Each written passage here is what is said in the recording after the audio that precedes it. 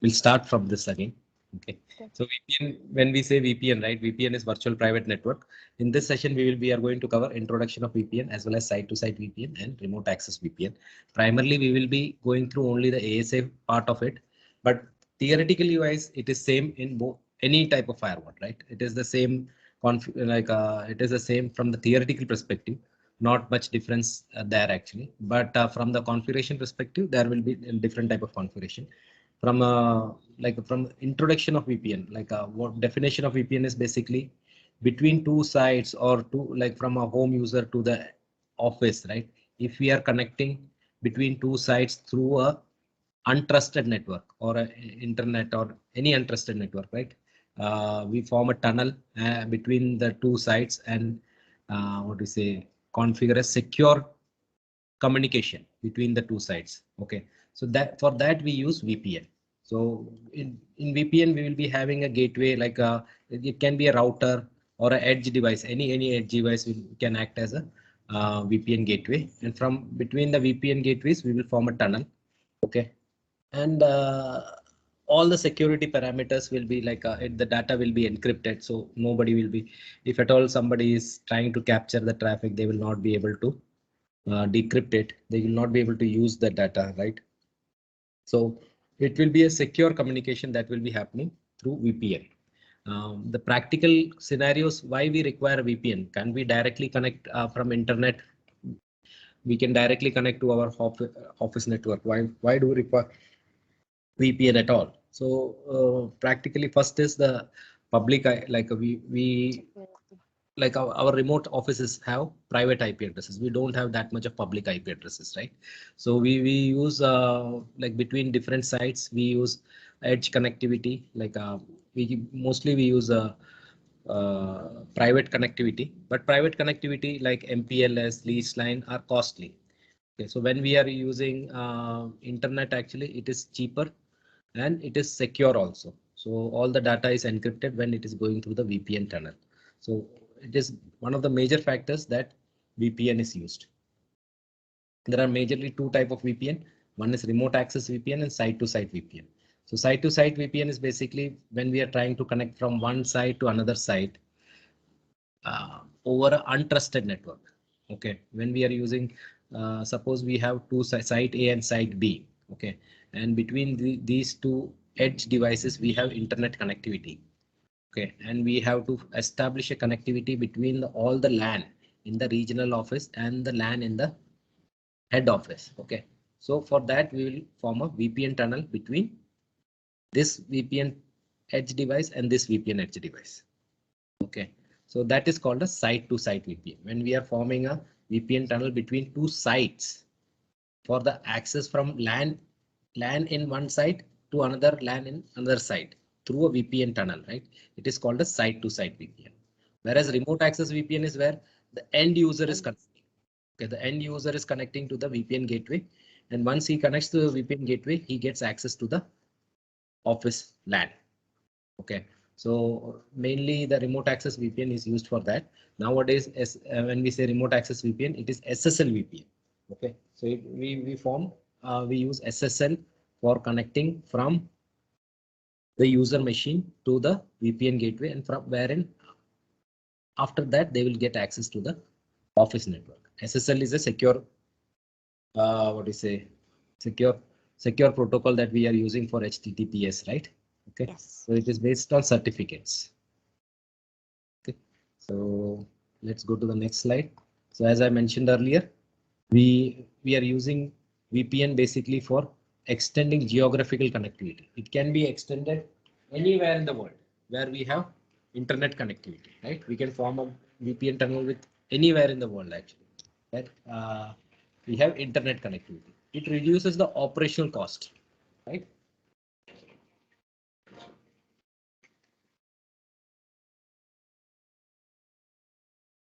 So operational cost in the sense we have recurring cost of MPLS. Okay, if we have lease line, there will be a recurring cost of lease line. So that cost, operational cost, is reduced when we are going for VPN actually compared to the WAN.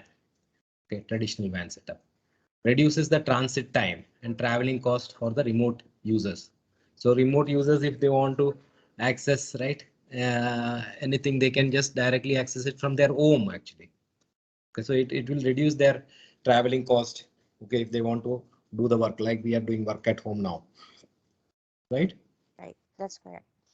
Improves the productivity definitely. Okay, simplify the network topology. Okay, and provide global network opportunities. Okay, so any queries on this one? This is very simple. These are all the advantages of a VPN actually. And if it is what all features are being provided, it provides security, as I told you, right? It provides reliability. Okay, and scalability. We can scale it to like 30,000, 40,000. We have entire company workforce working from home during the pandemic. So it is very scalable actually. Okay. Next is network management. We can do the network management through the VPN gateway.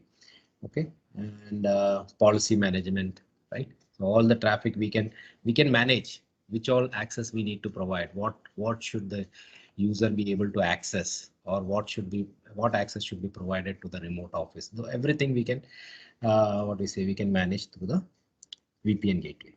Okay, so this part is clear. Any doubts in this one? Yeah. No, none from my end. The next one is features actually. So if you see, as we had discussed, actually, so there are mainly four features actually that for any VPN, right? It is confidentiality, integrity, and data origin authentication, anti-relay.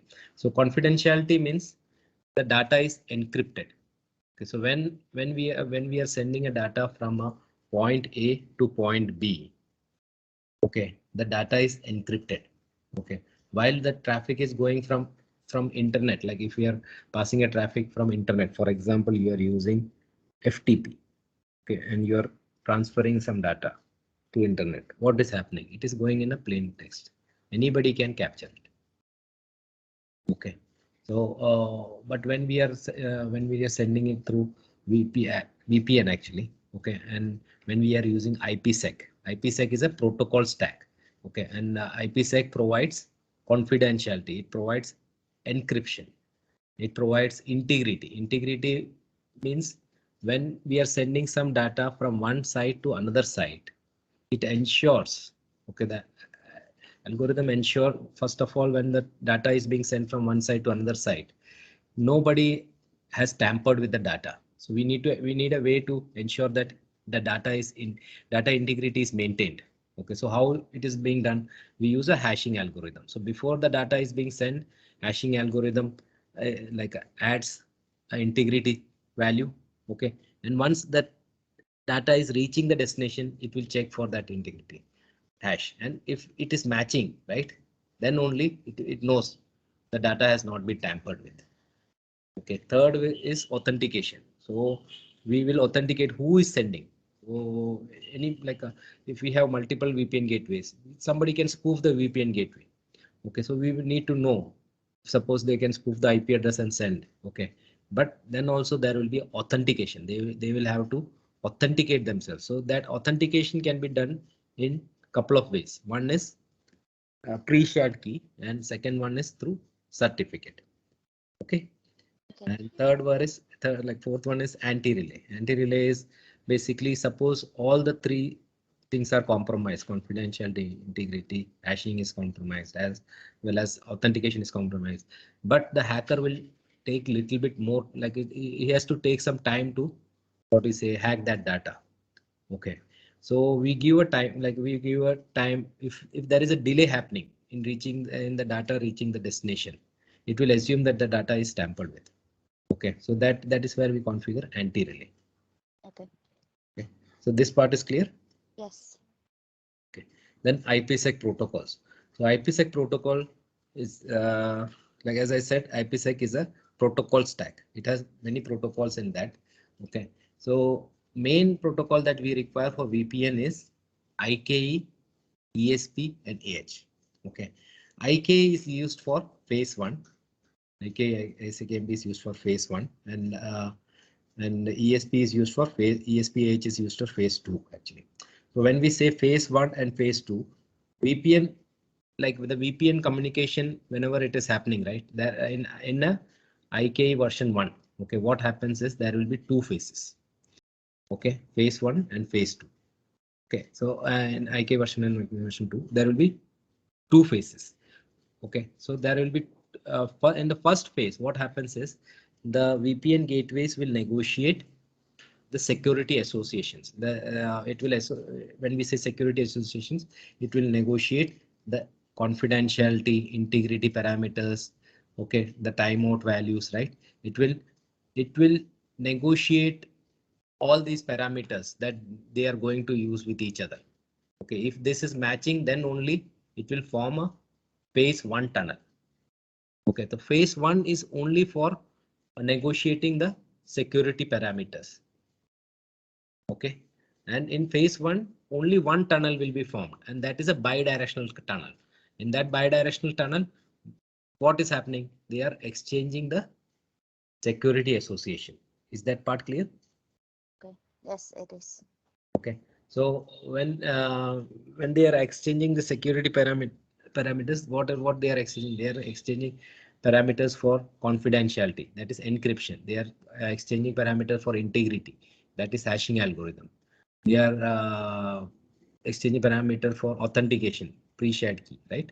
Apart from that, they will be exchanging timeout values. Okay, apart from that, they will be exchanging Diffie-Hellman group. So Diffie-Hellman group is basically used for exchanging the key in a secure way. So key itself is not being exchanged in plain text. Okay, it is used. It is first of all like encrypted using a Diffie-Hellman algorithm, and it is converted into hash, and then it will be sent to the other side. If the other side is also using the same Diffie-Hellman algorithm, it will be able to understand that hash, and it will be able to take the key and match it. Okay, check if the same key is configured on the VPN gateway. So Diffie-Hellman group is basically used for exchanging the keys between the VPN gateway securely.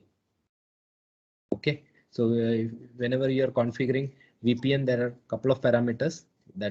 First one is encryption, second one is hashing algorithm, third one is Diffie-Hellman group. Okay, Diffie-Hellman group is used to exchange the keys securely, and then timeout.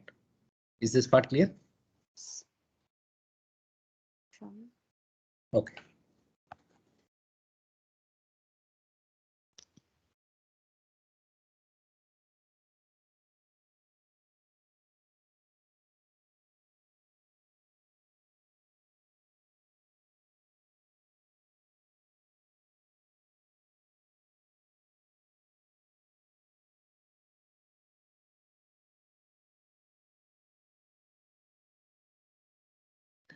So when the VPN gateways are exchanging the security associations, some messages are being exchanged, right? So there are two modes actually, okay, that the phase 1 uses for exchanging these messages. One is main mode and another one is quick mode.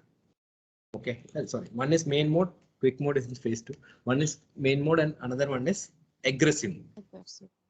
Okay, so main mode and aggressive mode are used in phase 1. Quick mode is used in phase 2.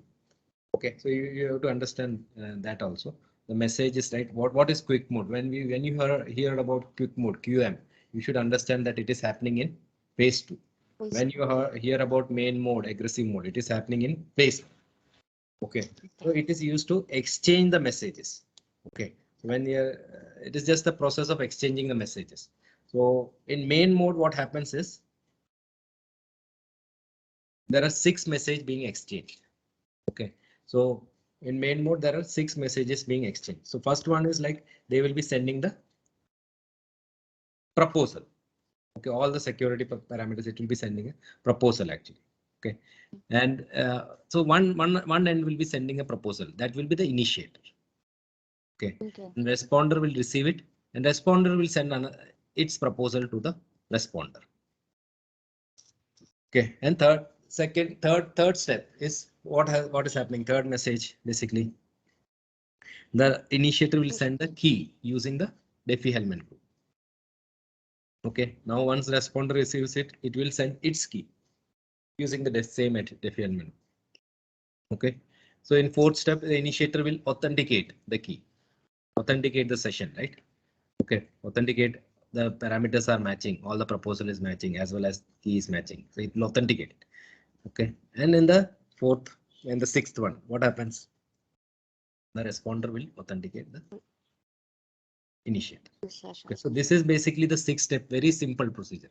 Okay, just like any like any proposal, right?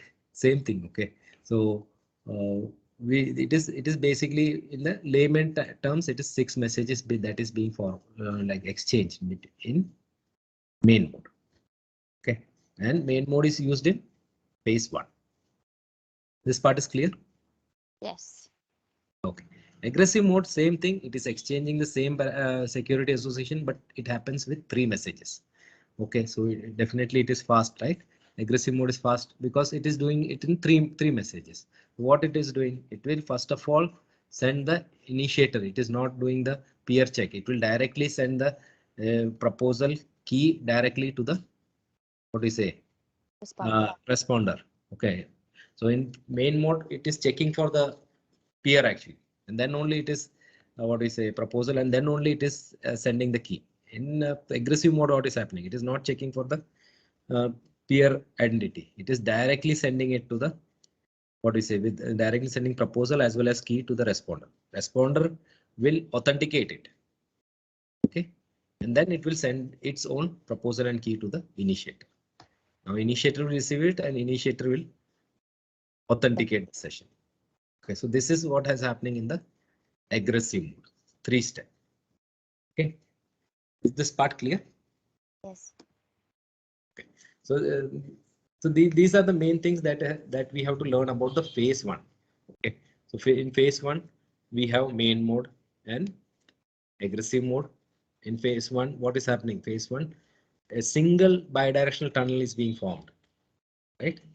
And in that tunnel, what is being exchanged? It is exchanging the security parameters. CIA, like a CIA in the sense A is availability, but in this case, A is authentication parameter. Okay, that is clear. Yes. Okay. So phase one, we have studied about phase one now. Any doubts till now? This in phase one actually. None so far. So phase one is mainly used in site-to-site VPN, right? DM VPN. We are using main mode. Okay. In phase one itself, if we have remote access VPN, we will be using aggressive mode. Okay. So main mode is mainly used in site-to-site VPN. Aggressive mode is used in remote access. VPN. Okay. Next one is phase two actually. So once we have negotiated the security association, in phase two, it will form the tunnel for passing the data for what we say for starting the like for passing the data traffic. Okay, so for passing the data traffic between the VPN gateways, it will form two tunnels. One is for transmit, one is for receiving the traffic. Okay, so two tunnels will be formed in phase two. Okay, same and phase two, it is using ESP for encapsulation.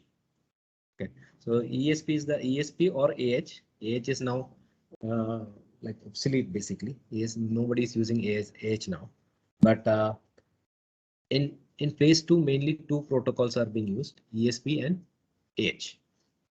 Okay, so if you see in ESP is using protocol 50 as well as AH will be using protocol 51.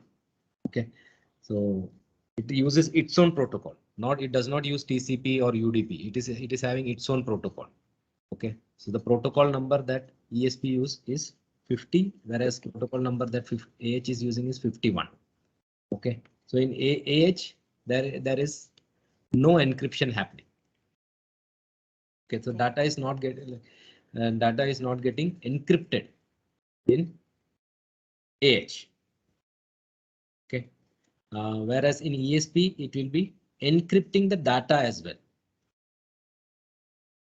Okay, so That is very important point. So we require the data to be encrypted, right? So what protocol we will recommend? We'll be using ESP. ESP.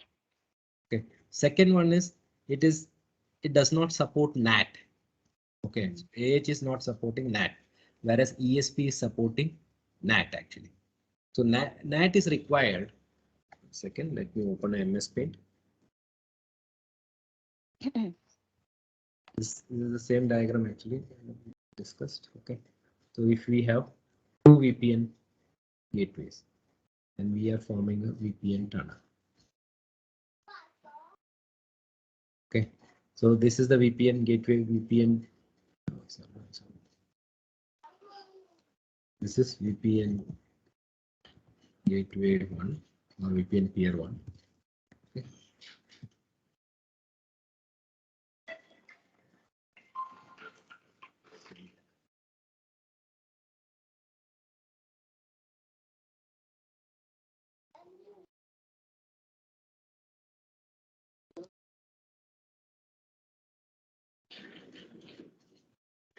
Okay, so between VPN peer 1 and VPN peer 2, we are forming a VPN tunnel.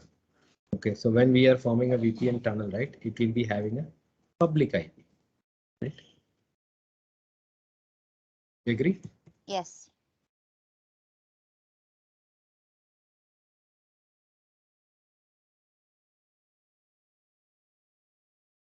And then we will be having a LAN network. Okay.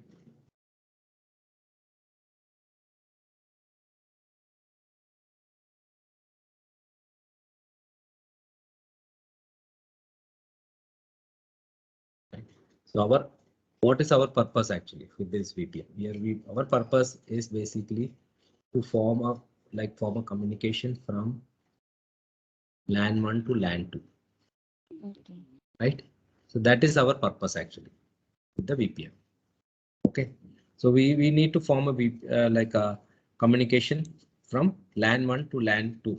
So suppose we have a communication happening from LAN 1 is say 192.168.1.0. Okay, and LAN 2 is say you can take any IP 10.10.0/24.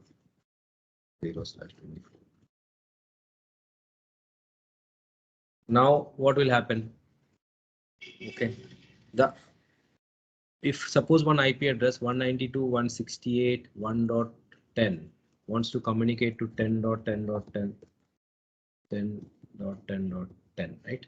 Okay. So what will happen is this packet, the original packet will be first of all encapsulated with a new IP header, right? And that IP header will be having source of public IP1 and destination of public IP2,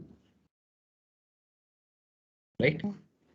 Okay, so when it is forming when it is forming the ICV, basically it is forming the it is doing all the hashing and everything, right? So at that time what it will do is it will use the only the internal only one second. It will use last time. It will include the external IP also. Okay. So that's the public IP, right? Correct. So it will use the public IP and it will use the, let me take a big pen.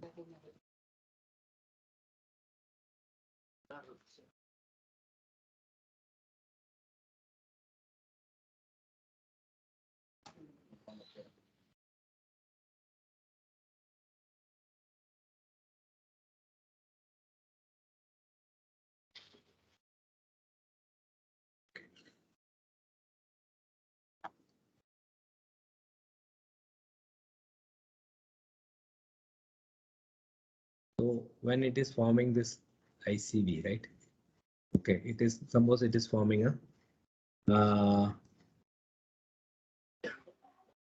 so what all things it will be using? It will using public IP, right? Both public IP1, that is source, and public IP2 as the destination, as well as it will use this IP address. Okay, and it will use the PSK. Okay, and then it will send it to the destination. Once it is reaching the destination, it will take out the header, right? And it will check the PSK and everything is working fine. Then it will go for, like, it will allow the communication. Okay, so that is how it is happening with AH. Okay, so AH will be Alright. this. So this will be like a public IP.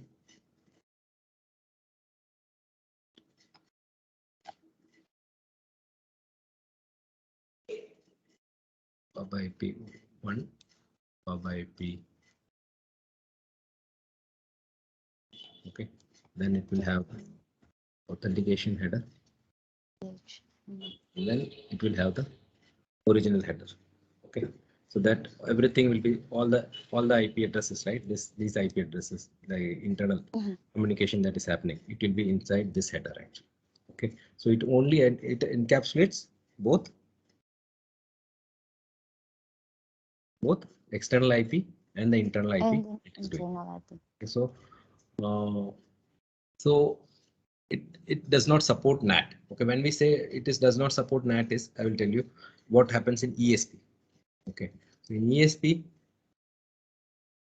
what it will do, it will not use the external IP for forming the ICV. Okay, it will only use the internal IP addresses to form the That's the private IP, right? private IP and the PSK for forming the ICV. Okay, so it will not use the external IP. So external IP will still be there. Okay, and so it will still be there.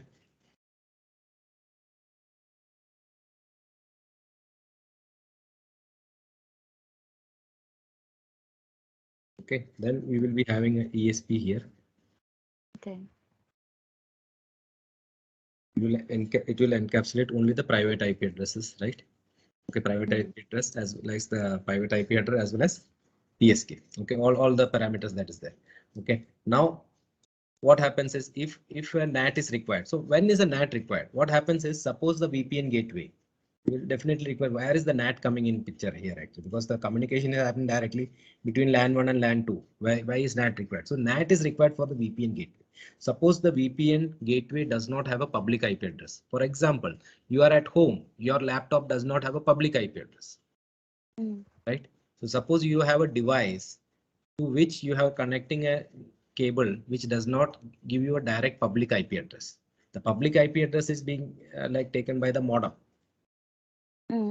Okay, and from the modem you're connecting to your VPN gateway. Okay, so VPN gateway has the internet, but it does not have a public IP, right? So if the VPN gateway has a private IP address, then the NAT comes into play. Okay, so what will happen when the traffic is coming from the VPN gateway 1 to VPN gateway 2, or VPN peer 1 to VPN gateway peer 2? VPN peer IP address is NATed to the public IP address, like on a device, on the edge device. Okay, so the peer IP address, NATed, there is a NAT happening. Okay, and this IP address, this device is not the VPN gateway. The VPN gateway is a private IP address which is behind the route. Okay, so in there will definitely these type of scenarios are there. Okay, so where we don't have the VPN gateway directly connect with internet actually. So in these scenarios, we will have to use ESP, because what happens is in ESP, what it does, it will add a new header. Okay, that header is called NAT header. Okay, NAT header it will add, and that is using port 4500. So what it will do with the public IP address, it will add the port 4500. So the traffic will be coming from this public IP address with port 4500 and hitting. Okay, so when the traffic comes from port 4500, we come to know, right? This is a NATed. Yes. You're getting? Okay. Yes. So whenever a peer is behind a NAT device, okay, so at that time R1 is not getting the port details. Basically, it is not getting the port details. Okay, so what happens? The NAT header will be adding a port 4500 when the traffic, when the VPN traffic is going on. Okay, so Okay. AH is not supporting that, only ESP supports. Okay, so NAT is only supported by ESP. ESP. So as of now, if nowadays we don't have AH into play, we only have ESP. Any VPN you take, it will be ESP that is being used for encapsulation in phase 2. Okay, so the main differences between AH and ESP is clear. Yes. Then we have quick mode actually. Quick mode is basically used in phase 2. Same thing for exchanging the messages, right? It will use the quick mode actually. Okay. Apart from that, for phase 2, what all things we have to understand? First thing is it will have 2 tunnels. Okay. So one tunnel is for transmitting the data. Another tunnel is for Receiving. receiving. Receiving the data. Okay. So there is a tunnel being formed in phase 2 also. And that tunnel is using encapsulation. The data is encapsulated using ESP or AH. Okay. Right? In that, what is happening? Again, same thing will be happening. Encryption, hashing will be happening. Okay. So for that, we will be using quick mode because we have already negotiated it. Right? We have already negotiated the parameters. We don't have to negotiate it again. In phase 2, we don't have to negotiate it again, right? Yes. So it will directly negotiate the same thing that we have negotiated in the phase 1. Okay, in quick mode. So that is why we call it as quick mode. Is this part clear? Yes. So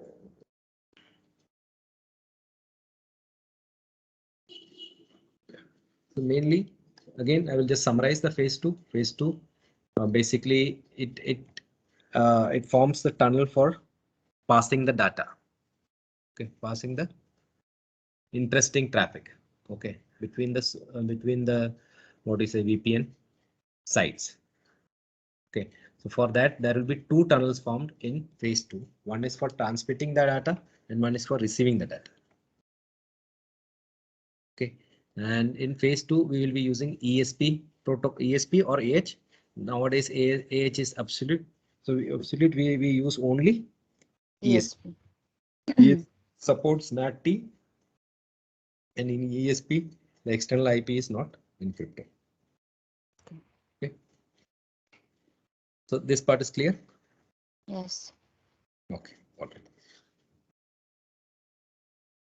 The next we have IK version 1 and IK version 2. Okay, IK version 2 is a new IK version actually, that is there. So we can use either IK version 1 or IK version 2. It is the configuration is almost similar actually, but the IK version 2 is little bit faster and more secure. Okay, so new like if we have a security compliance, that only IK version 2 is required. So we have to use IK version 2. But unless that is not required, we can use IK version 1. Right. So there is no phase 1 and phase 2 in IK version 2. It is just 2 or 4, like 2 to 5 messages that is being exchanged. Okay. Now, before we conclude the site-to-site VPN IPsec, actually, in phase 2 itself, we have 2 modes. Okay, transport mode and tunnel mode. Okay, so transport mode, what is happening is in transport mode, encrypts the payload of each packet, but the IP header is not changed. What is happening when it is sending the data, the original payload, right? It will not encrypt the, what do you say? It will not encrypt the IP header. IP header. Yes, IP header is not encrypted. Whereas in tunnel mode, okay, entire thing is encrypted, and then a new header is added. Okay, so which is more secure? Is transport mode secure or tunnel mode more secure? Tunnel mode.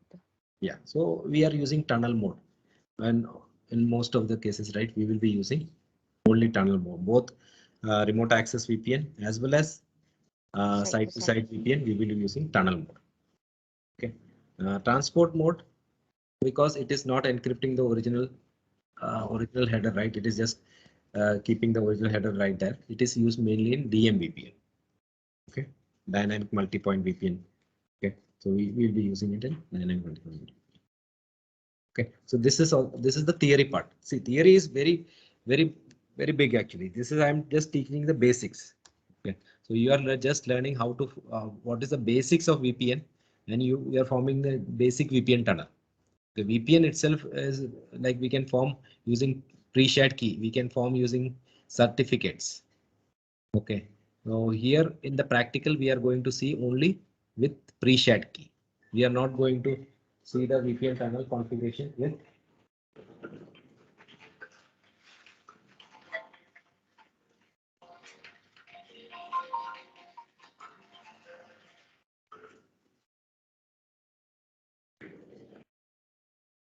certificate.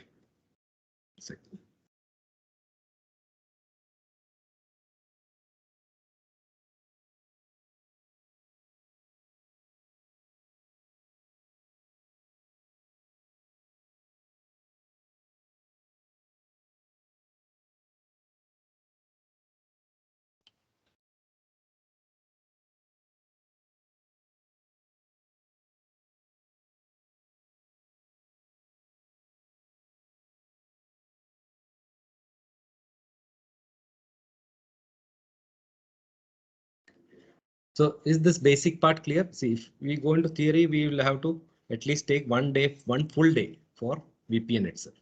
Okay, but from the basic point of view, did you understand that the IPsec VPN, we have two phases, IK version 1. Okay, phase 1 is for negotiating the security parameters, right?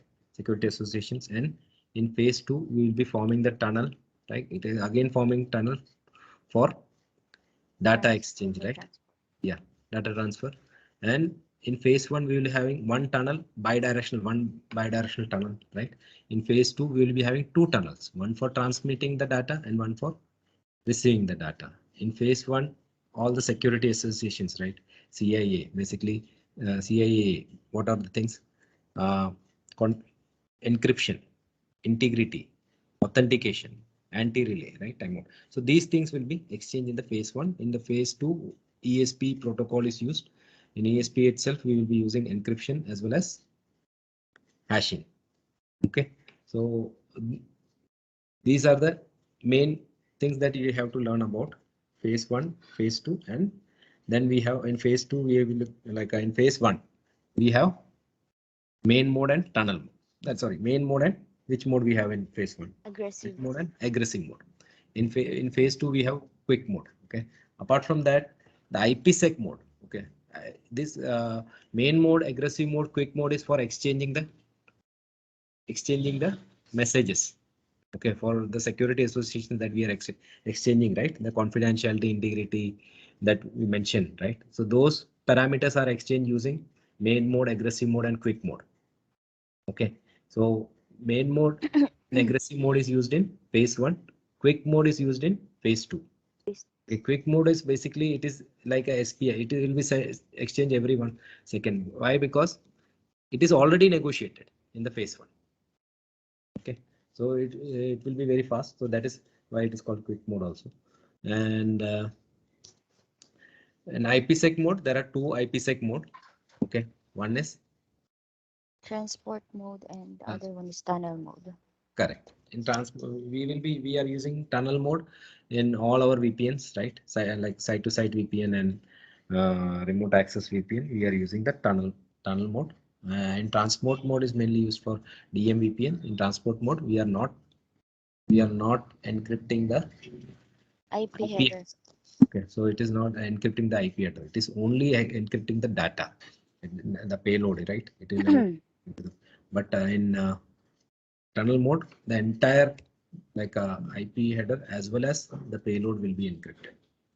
Okay, so when we learn this, actually, we have to understand what all ports we have to open. Okay, so when we have to form a VPN tunnel, right? We between the two VPN peers, we need port UDP port 500, that is for IKE. UDP port 500 for IKE. Okay, and then we require ESP, protocol ESP has to be allowed. Protocol 50, right? It has to be allowed for ESP. Now, if the VPN peer is behind a like a NATed IP, if VPN peer is behind the NATed IP, what will come into play? NAT traversal will come into play, right? So that time we have to allow one more port, that is 4500. 4500. Okay, so three ports has to be allowed mainly for VPN. One is UDP 500. Second one is UDP 4400 for NAT traversal only if the device is behind NATed IP, right? And third one is ESP. ESP is protocol. This part is clear. Yes. So this is the basic understanding. If you want to go deep, actually, we will we will have to have a bigger session. But from the basic point of view, this part is clear. What all is happening in phase 1 and phase 2? Yes. We'll go to the remote access VPN. Okay, remote access VPN, we have mainly 3 VPNs in remote access VPN. When we say remote access VPN, it is SSL VPN. Okay, so each company has a different name for VPN actually. Okay, so Checkpoint might be calling it as Global Protect VPN. In Cisco, it is called as AnyConnect VPN. Okay, but it is basically trying to connect using certificate. It is trying to use SSL. Okay, so SSL itself after 3.0 it became TLS. Okay, so now basically the encryption is happening using DTLS, data TLS, or IPsec itself. Okay, so in SSL VPN means remote access. We are talking about remote access VPN. We had learned about when we learned about the type of VPN, there were mainly 2 types of VPN, right? Site-to-site VPN, when we are trying to connect 2 sites. Okay, so there will be an edge device that will be acting as a VPN gateway. Now we are talking about the endpoint at your home when it is trying to connect the office network. Okay, that is remote access VPN. Okay, so at that time it does not require, it requires port 443 to be open. Okay, so it is just like a HTTP, like it is HTTPS traffic, SSL VPN. Okay, that is going to the what we say, that is going to the VPN peer. Okay, so then again there are 3 types of SSL VPN. One is clientless mode. Okay, so in clientless mode, what happens? The client will act as the gateway. So again, we can show a diagram. 1 second. We can show a diagram, or we can go to this one. Okay, so suppose we have a server here. Okay, and our user is connecting to a VPN gateway. So what happens? The traffic will be going to the VPN gateway. This will be encrypted, right? And the VPN gateway will be accessing, for the user, the VPN gateway will be accessing the resources. That is clientless VPN. So this VPN gateway acts as a proxy. You're getting me? Yes. Okay. So in that case, the VPN gateway acts as a proxy. It is just we connect in a browser, we type the VPN gateway IP address or URL, and we log in. Once we log in, we can access the web apps. So it allows accessing the web apps. Like when we say web apps, right, it will allow us to access HTTP, HTTPS traffic, web traffic. It will allow us to access FTP. If we have a FTP URL, we can access. Other than that, it will allow us to access CIFS. CIFS is the share folders. Okay, so it can allow us to access these protocols from clientless VPN. Is this part clear? Yes. Next one is thin client. Thin client VPN, one small Java, like we can say dialog box or application will be there, right? So it is basically what is happening is when you are connecting to the VPN, it has suppose we want to access a network device, okay, with port 22, or you want to access a jump box on port 3389. Okay, So same thing will happen. You will connect to the through browser. Okay, so once you are connected, we can click on the applications, and in application you can say I want to connect to jump server. Okay, so once you click on that, you will be opened with the jump server login page. It is same as clientless VPN. Only thing is you can access web apps as well as you can access non-web non-web clients. Here again, the VPN gateway is acting as the proxy. Okay. Okay. When you do a when you try to check the connection table, right, in the router or the network device, or you come to the jump box and check from which IP you are connected, you will be connected to the VPN gateway. You are not getting the IP address of the endpoint. Okay. So basically, this will act as a proxy. This part is clear. That is called thin client VPN. So in thin client VPN, same as clientless VPN, but they will be able to access Telnet, RDP, 3389, right? Some few non-web applications they will be able to access. Okay, this part is clear. Then the main VPN, that is any client VPN. In any client VPN is basically what happens. It will install a virtual network adapter in your machine. Okay, it will once you install the what we say any connect, right? And you connect, you will have a virtual adapter installed in your machine. And you will get an IP address from a pool. 1 second.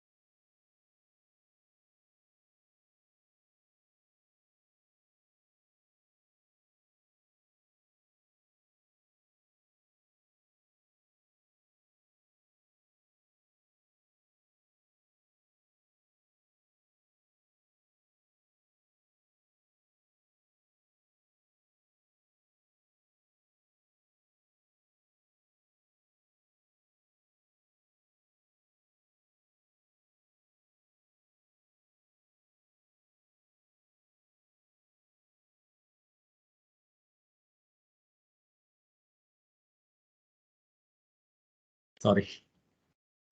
So the third type of remote access VPN is AnyConnect VPN. Okay. So AnyConnect VPN, in AnyConnect VPN, we have to install a AnyConnect software in our machine. And once we connect, we'll have a virtual adapter. Virtual adapter and we'll be having a IP address. And that IP address is from a VPN pool. Like it is a LAN pool. It is just like a like extended network, right? So basically, we are being given an IP address in our LAN itself, like some IP address that is routable in our LAN. Okay, so we are just what we are doing. We are connecting using the. We are connecting using this like 1 second. We are connecting. We will get an IP address, and we are connecting using that same IP address to the resources inside our network. Okay, so it is just like our extended point of our network. Okay, so that is the difference between these three types of remote access VPN. Is this part clear? Yes. Okay, great. Okay, so it is just like it is will provide us network layer access. We can access all web and non-web application. We will get an IP address in our machine. Okay, in thin client and clientless mode, we are not getting an IP address. Okay, so in thin client, we'll get an IP address in a virtual adapter. Okay, in our machine actually. Okay, so this part is clear. Okay. Yes. So let's go to the practical session. Let's go to the practical now. The same thing what we had earlier. Okay. So we will have a firewall. We will try to form a VPN tunnel from the firewall, from ASA firewall 3 to ASA firewall 4. Okay, that is our primary. Okay. So first of all, we have to give the IP address and we have to check the connectivity.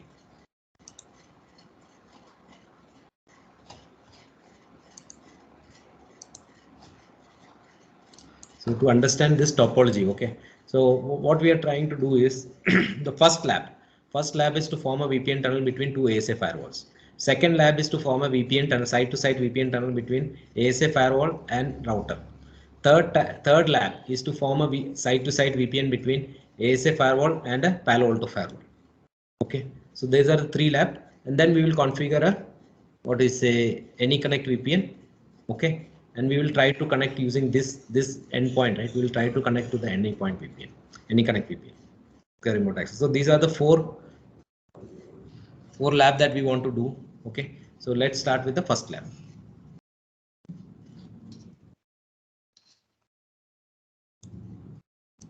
You will also a little bit have to guide me on this if I some IP addresses configuration and those things. Okay.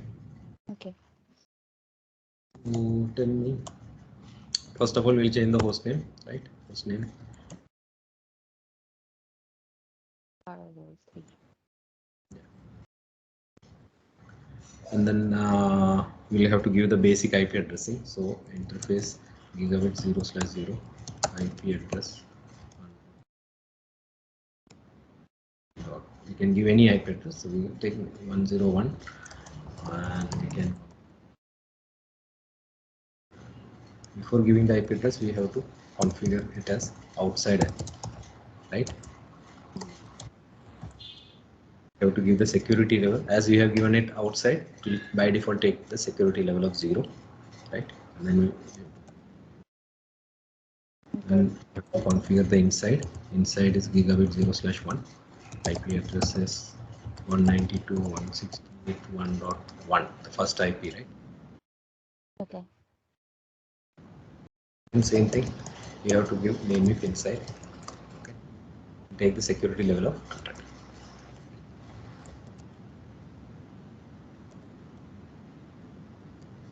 We're able to ping the IP address, ping 100 dot. That one. We are able to ping the ISP. Now let's check if we are able to ping the other end firewall. Same thing, 100.100.150. And it is not pinging. It is showing us no route No available. route. What we have to do here for enabling the ping, what we have to do here? Enable the default route. We have to add the default route down outside. 1, 2. Sorry.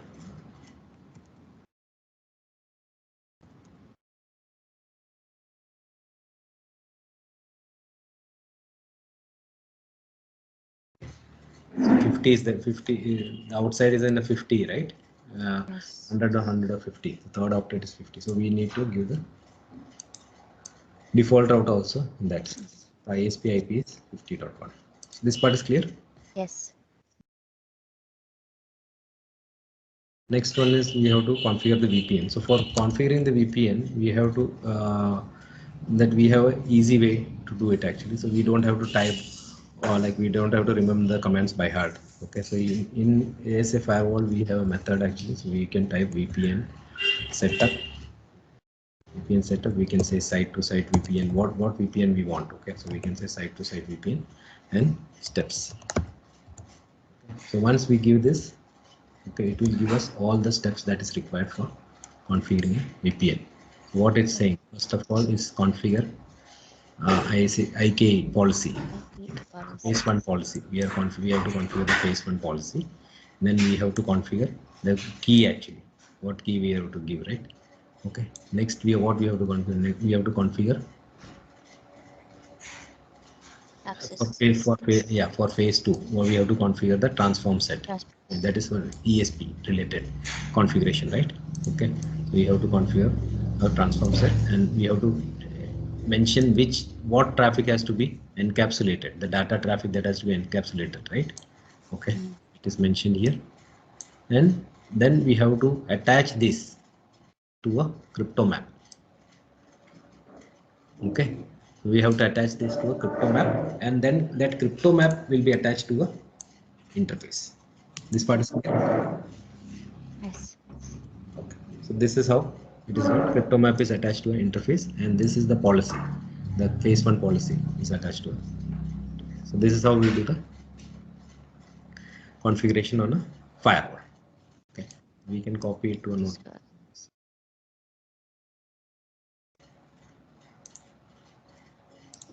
Okay, we can copy it to a notepad.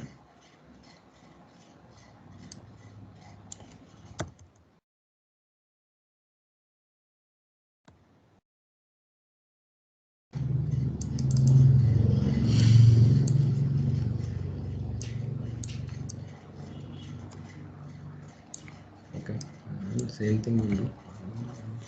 It's the same parameters. As this is for lab, right? And it's the same parameter. Here it is from what was the IP address? One. .1. Remote and was 192.168.10.0. We can first of all log into the firewall also. We can check this. Configure the same. This is something that we had configured for earlier labs. Right, so it is 192.168.150. It is not 10, it is 150. Okay. So we have to configure it as well. 168.150. Okay, and the VPN peer IP address is 100.100.150.101. 100.100.150.101. 01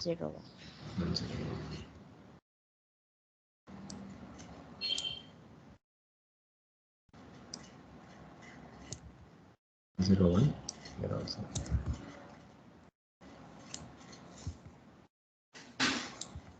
When we are using it, see, we will start with this one. So when we give this, sometime it will take, sometime it will not take, right?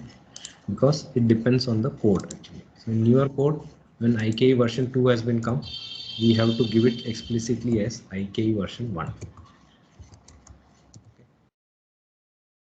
Why does it not accept ISA KMP? Yeah, because it is just what we say, changes in the command. Okay, it is accepting it, but it is accepting it as IKE version 1. Okay.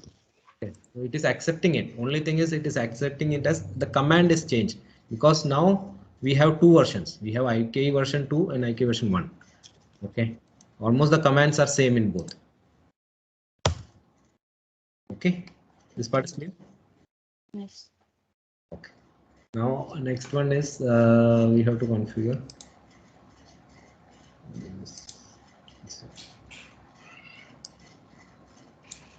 We'll first of all we'll configure the key. Here. Okay, so we are using the same default key that was there. Right? Okay, you can change it if, when you are doing for like for practical purpose. This is just for lab purpose, right? So we are using the same one. This one has to match with the client or the vendor, right? So if the vendor is providing us, we can use that, or if we are providing it, we have to use a little bit harder one, which has special characters and at least 12 characters should be there. Okay. So after this, we will configure Transform set. Transform set. This is for phase 2, right? So this is also done. Next, we'll configure the access list.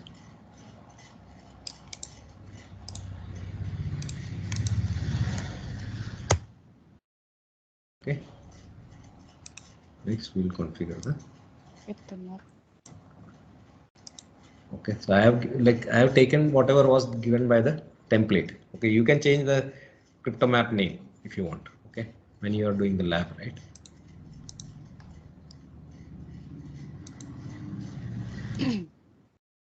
Outside, there is no interface named outside, so we have to. It is case. Oh, it's case sensitive. Okay. And then the last step again, that is also case sensitive, right? So we have to change it to outside.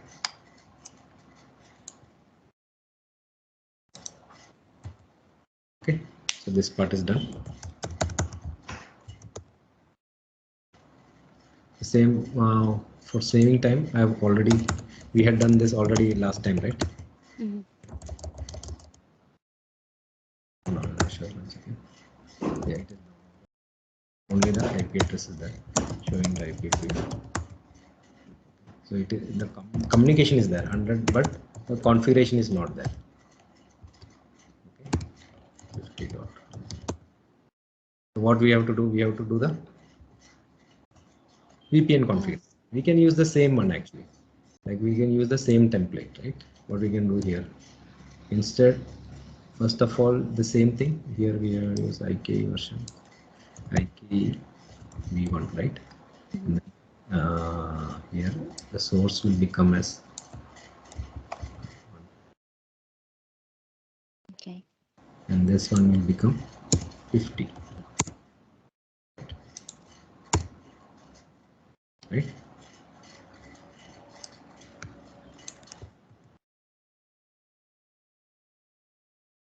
Just review it. Anything else that we have to change? I think that's all. Right. So we can copy it directly. We can copy full.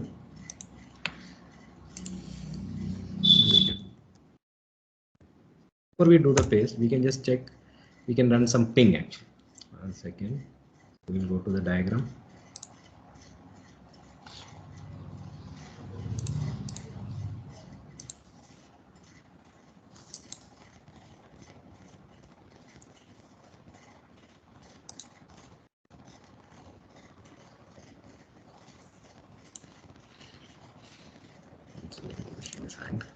Yeah. So we'll go to the diagram actually. Open.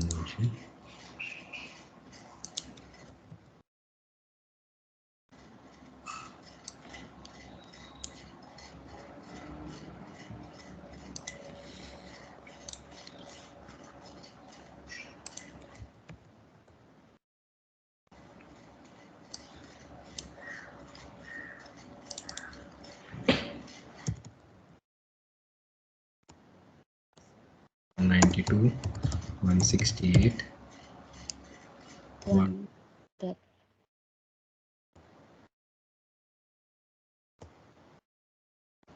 same thing we can do in the other machine.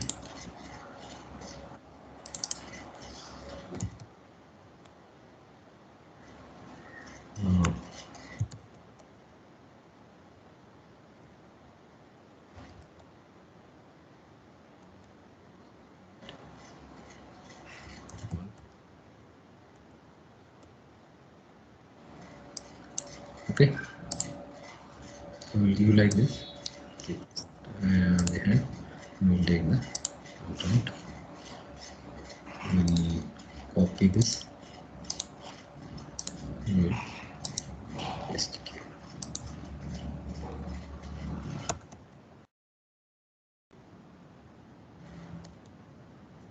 Thing is working now. pinging. Yeah.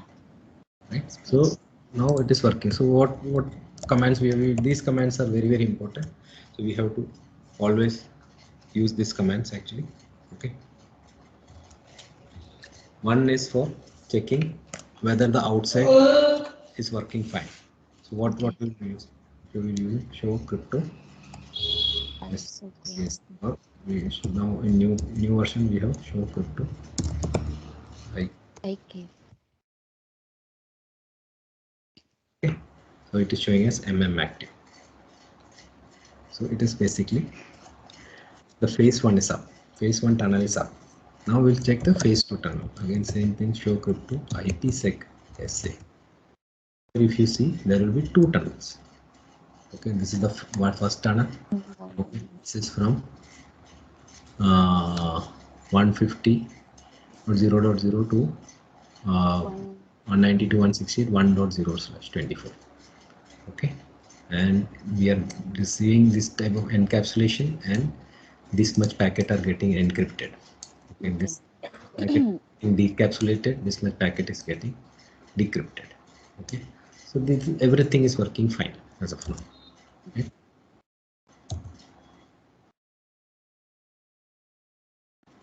Let's see.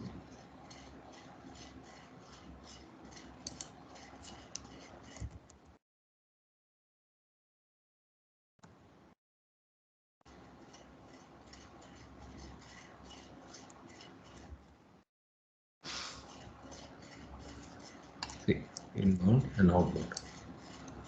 Okay, Both are active. so this is done. Okay, this is working fine, everything is good. Okay, now we'll configure the tunnel from same thing. Yes, enter to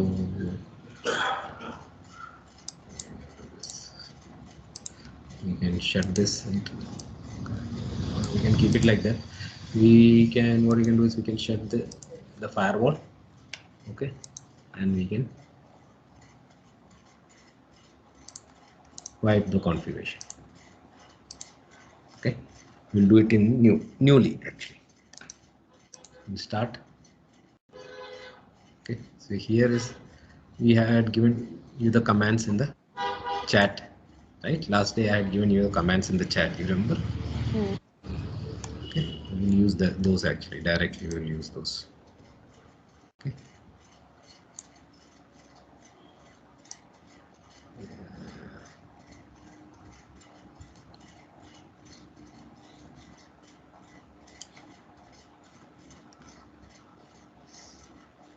You did not receive those commands?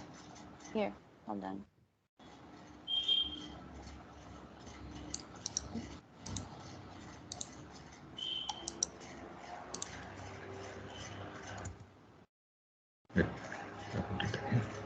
So we'll use the same thing.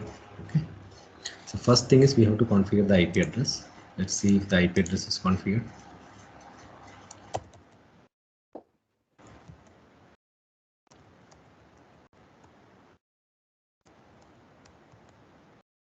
IP address is configured, but the interface is shut. So int gigabit 0/0 to 1. No shut. Okay. 200.200.200 ISP IP address. So ISP IP address is pinging fine, right? Let's ping the peer IP address 100.100.3.101.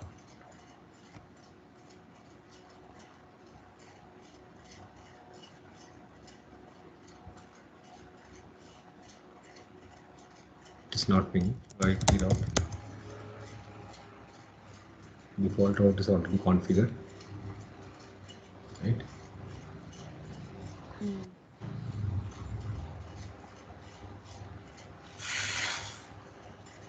We are on the ISP router, right? No, we are on the site A internet. Site A, okay. Okay, just give it.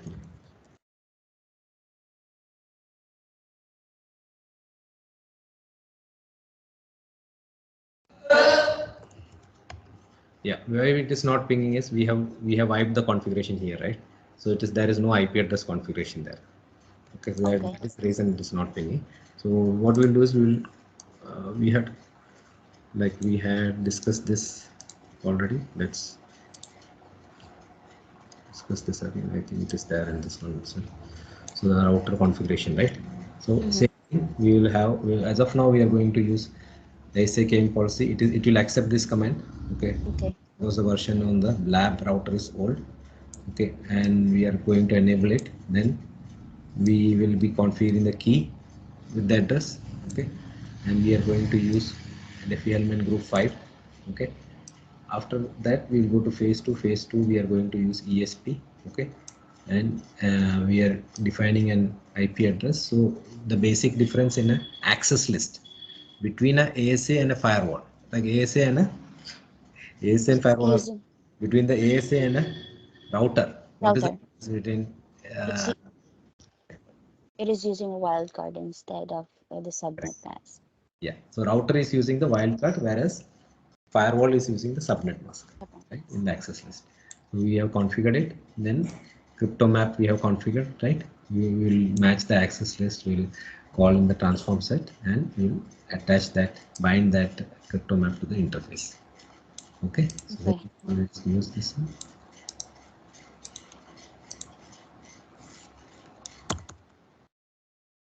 This was the one that doesn't work last time, right? Correct.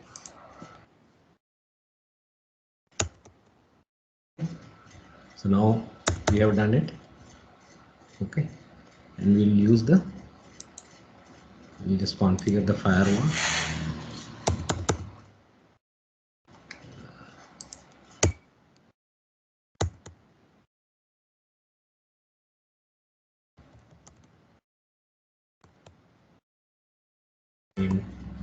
Lab FW03 and then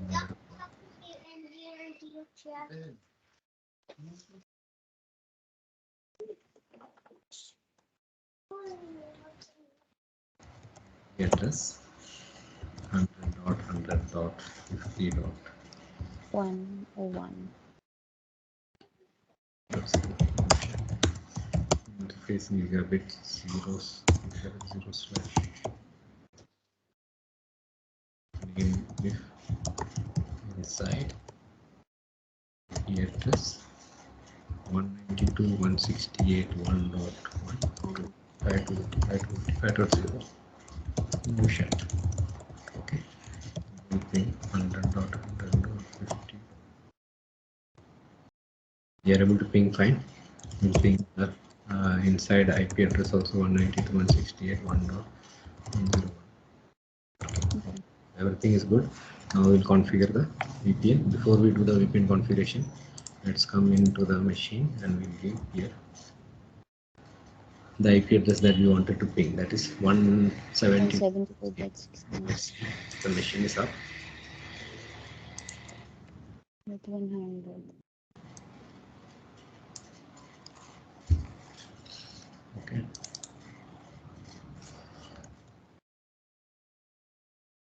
One 192.168. 1.101. We will leave it here.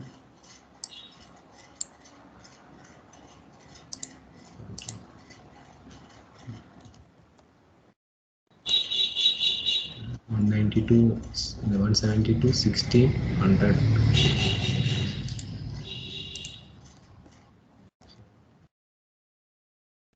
100. 101.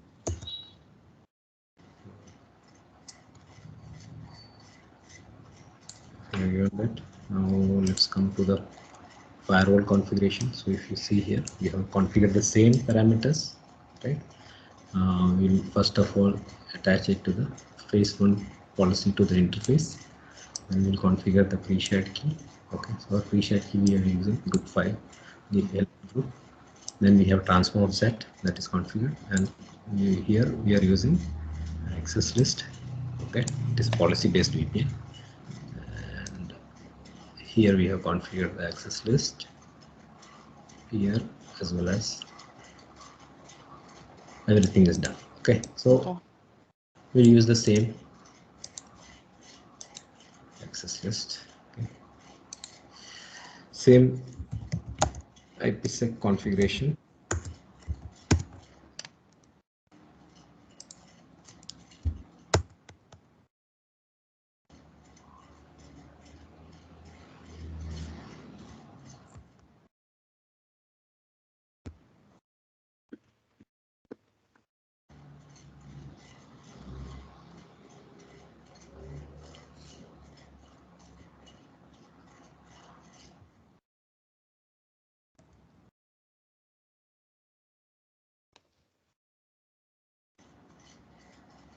One second.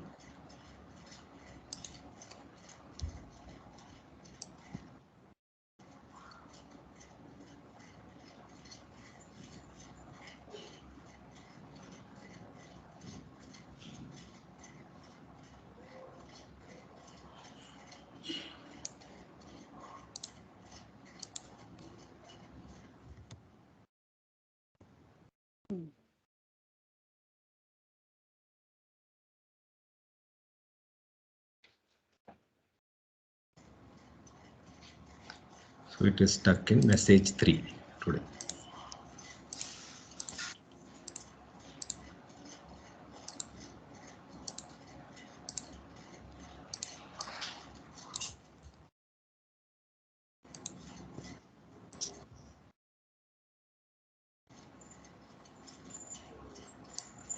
So what is message 3? It is authentication, right?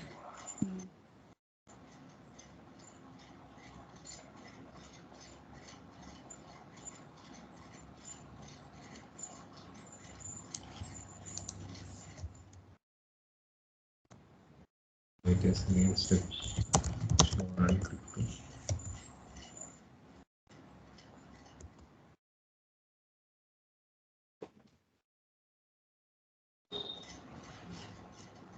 Let's configure the pre-shared key once more.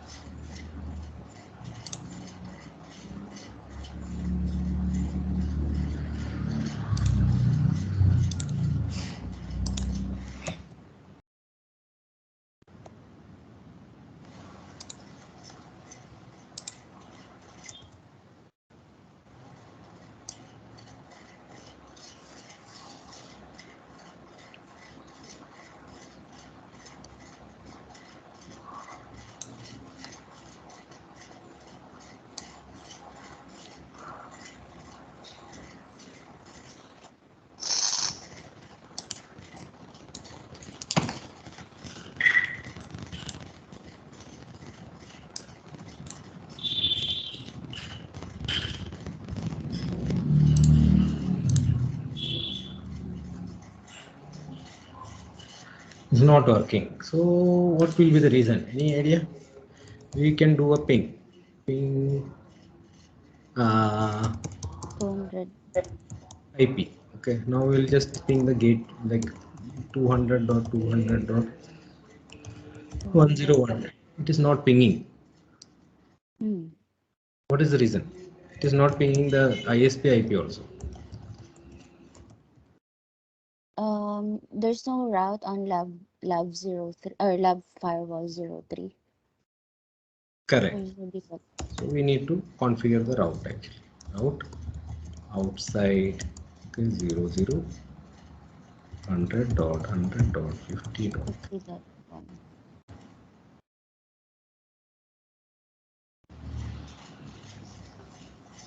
It's pinging now. So it was basically this. So basically now same thing. If you see here on the router, it is tunnel 1 is up. Show crypto IPsec. Exactly both. We are able to see the tunnel both active. Okay.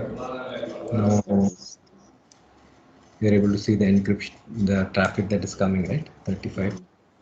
Like it is encapsulated, 35 decrypted. Okay. Sorry, 35 encapsulated, 35 packet is encrypted, and we are decapsulating also 35 packet. Okay. Same thing, we can go to the router, same commands, show crypto.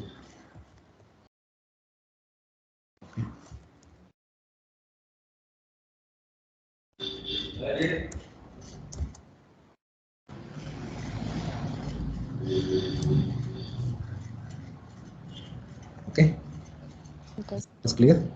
Yes. Okay, now we are going to configure the same thing on a between a ASA firewall and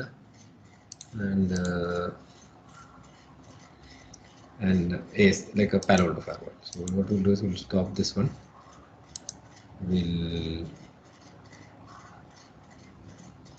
write my configuration. Okay. We'll log into the firewall.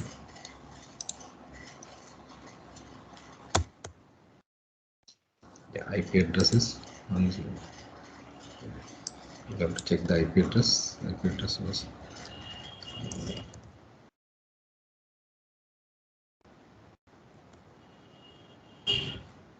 remember the IP address to check the management interface IP address. What is the command to check the management interface IP address? How interface management. Okay.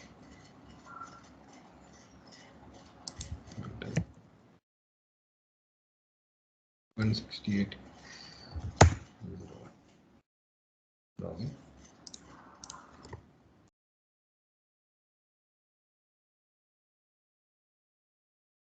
Okay. So there are around 6 to like 7 steps, 7 to 8 steps actually that we have to follow, and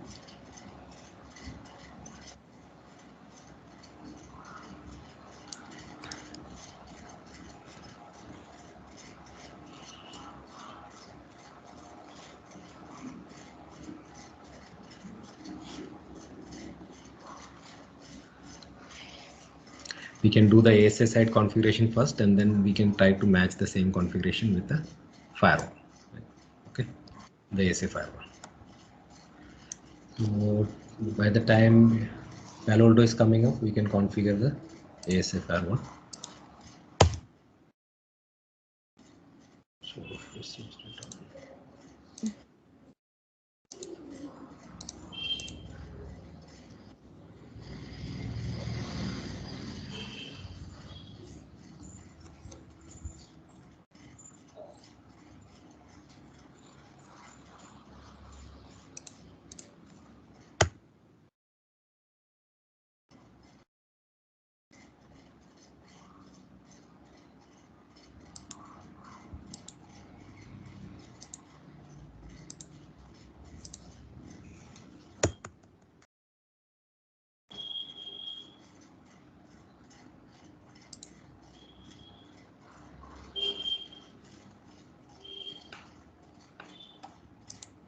okay. So first step is we have to configure public IP address. Okay. So let's see. Already we have configured the public IP address when we did the training for Palo Alto, right?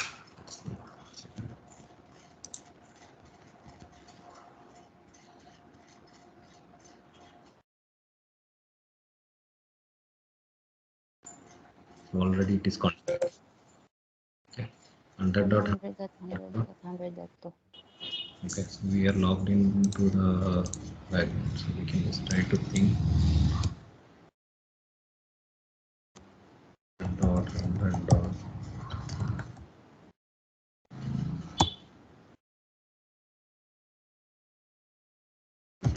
dot. Okay. Let's check what is the IP address that is configured on the internet firewall router. It's 100.100.100.10. Okay, so ping.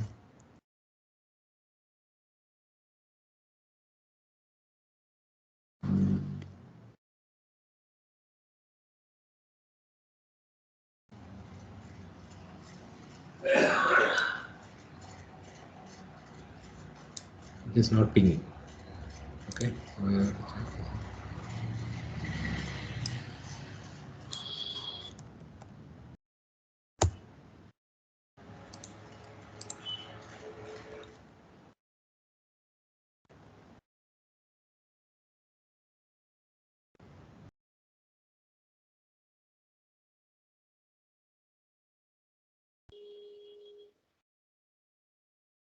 So with It needs source. default gateway is not set, it is taking that. Okay, so when we give it the source IP address, it is pinging fine. Okay. The default gateway is not set in the Palo Alto. Palo Alto. Yet. So this part is clear. So it is working fine. Yes. We can configure the IP address on the lab firewall also. Same thing what we had done earlier. Just configure the IP address. This is log 03 as well, right? Yeah.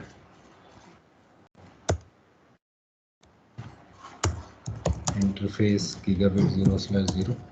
Name it outside. Okay.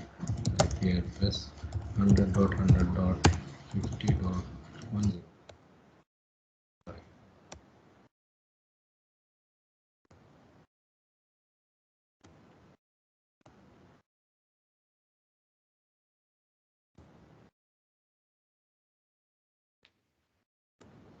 Will automatically set. IP address is 192.168.1. That's 1.1.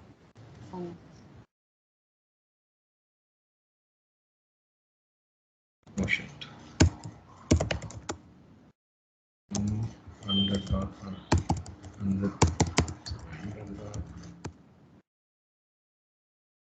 is pinging fine. Ping 192.168.1. Right. Okay.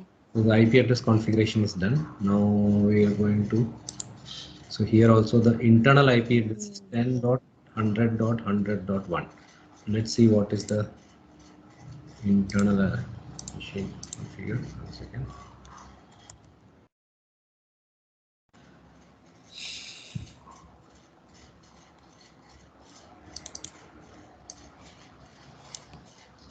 Mm, 10.100.100.1. It is pinging fine. And what is the IP address? 10.100.100.2. Okay. So we'll give a continuous ping to 192.168. 1.0. 101. Same thing we'll do here also. Try to ping dot 10.100.100. Right. So this is done. We will go to the firewall first. Right. So in the firewall, Palo Alto firewall, we have configured the IP address. IP address is all fine. Now we have next thing we have to configure the loopback and zone for VPN. Correct. Loopback is if we are going to use a like a dedicated IP address for VPN. Okay. Now this interface IP can be used for outbound NAT also. Okay. Now if we require a dedicated IP for VPN, we can configure a loopback and we can use it. If that is optional, we can use the Ethernet interface also. Okay. Only thing is we require a public IP. So we can use either the public IP on the interface or we can use a loopback. Okay. Next one is we have to configure a tunnel interface and a zone for site-to-site VPN. So we can configure a tunnel interface. Say we can configure tunnel interface 10. Okay, and we can configure either we can keep it in the default virtual router. You remember what is a virtual router, right? From the Palo Alto lab. Yeah. So we will keep it in the lab VR, and we can create a new zone actually. Okay, we can say lab VPN. Okay.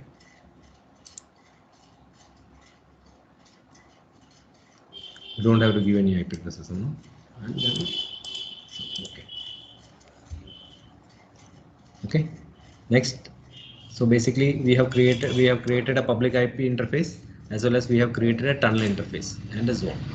This part is clear. Yes, sir. Next, we will go to the IKE mode. In IKE mode, we will create a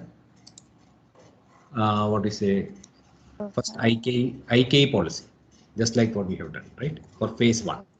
Okay. We can type it as phase 1 policy. Okay, we can add anything that you want. We can say anything that you want, right? You can add.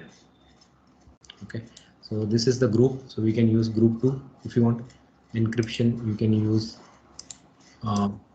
If you want, you can use 256. If you want, you can use what do you say, 128. But it has to match same to same on the other side. Okay.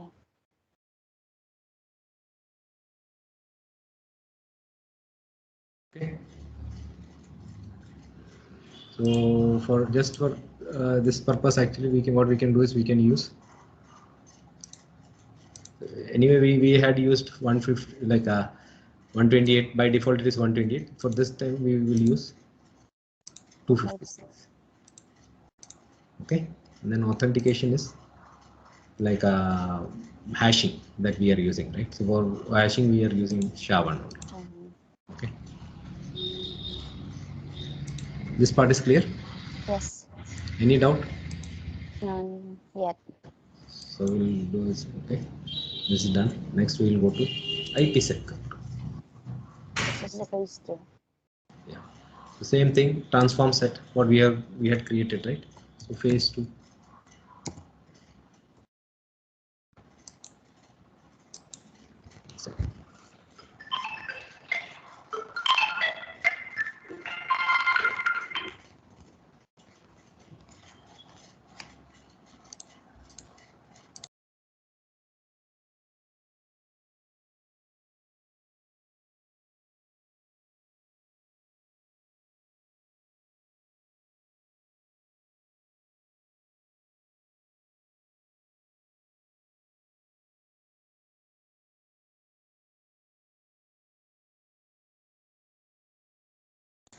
Okay, machine got. So we'll take a phase 2 policy, and then we can create as a like encryption and same hashing that we wanted to use, right? So we can use anyone. We can use 128, or we can use what we say 256. Anything that you want to use, right? You can use. Okay, and SHA-1. We can use group 2, or we can use group 5. This part is clear. Yes, but this should be the same as the phase 1 policy. The No, configuration that no, we. this does not have the same. Like the policy that this is like a transform set that we had configured, right? Transform set. Okay. Transform set. So it just need to match the one on the PL. PSA. Okay. Correct. So if we are configuring 128 here, it should be by default it is 28 AES. Okay. If we are configuring 256, then it is AES 256 that we have to configure on the other side. Understood. And here in DH Helman group, we will use no PFS. Okay, so if we are using perfect forward security, then we can use Diffie-Hellman group, but that is not required. Okay, that is to make it more secure. Okay. Okay, so for lab purpose, it is not required. This part is clear. Any doubt in this one? None yet. Then we have to create a IKE policy. Okay, so we can say lab VPN.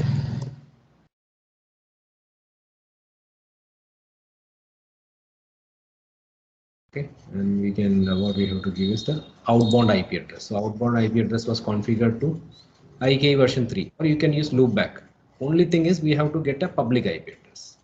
Okay. So for time being, I will use this one. It will show the IP address. I will use that. The peer IP address. Peer IP address is 100.100.50. Okay, and pre-shared key. So whatever pre-shared key that you want to use, right, you can use. Okay, so either we can use that earlier we were using, right? Partner network. Partner network, yeah. We can use that same thing.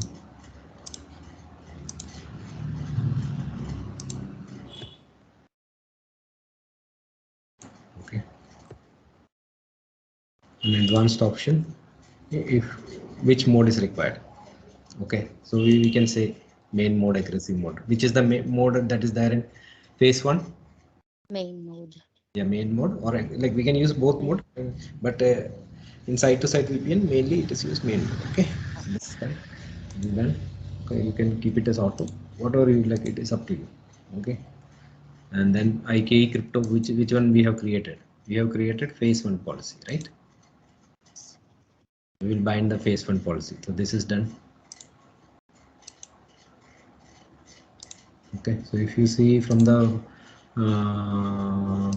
from this one actually, no, that is.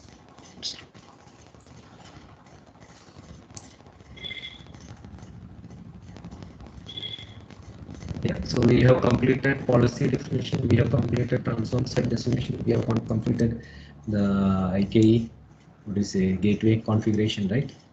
And we have enabled it on the interface. So this part is done. Okay, clear?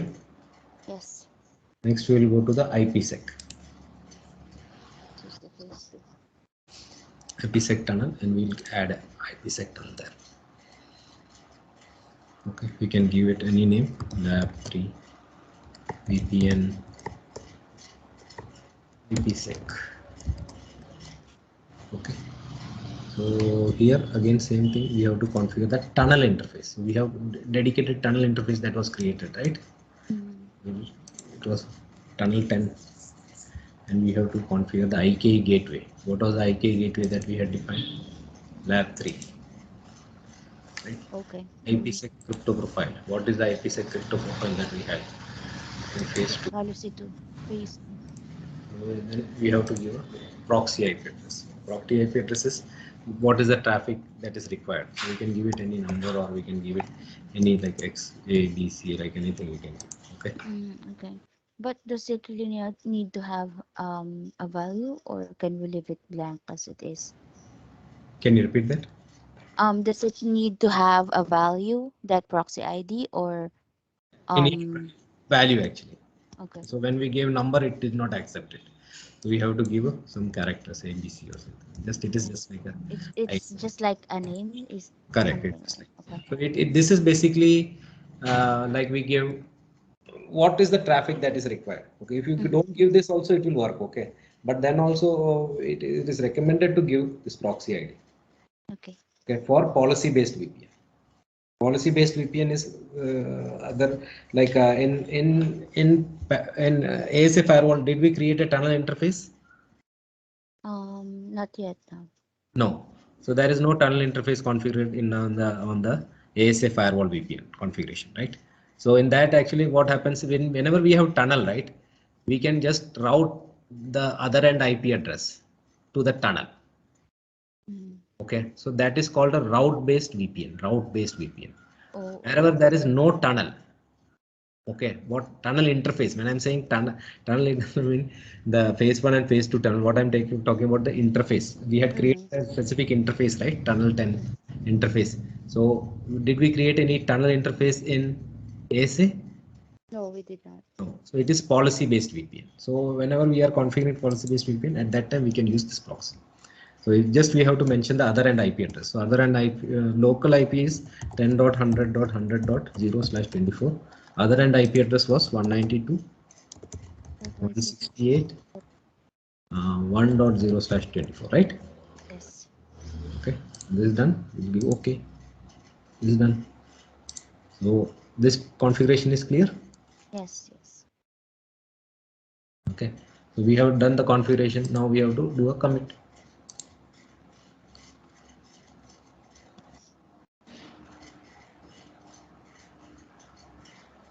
Okay, so while we are doing commit on the what do you say, on the Palo Alto firewall, let's see the configuration on our side, on this side actually. Let's take the ASA firewall configuration. So we had configured pre-shared key, correct? AES we have configured as 256. Okay, SHA, that is correct. We have configured group as 2, right? And timeout is 8 hours. So in firewall it is Cisco devices by default it is 24 hours. So we'll just check 8 hours means how many seconds. Okay. So I can use the calculator.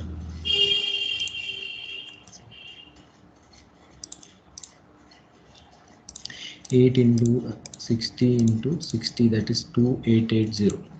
800. 8800. Okay. And we can configure the timeout value. Timeout to 8800. Is this clear?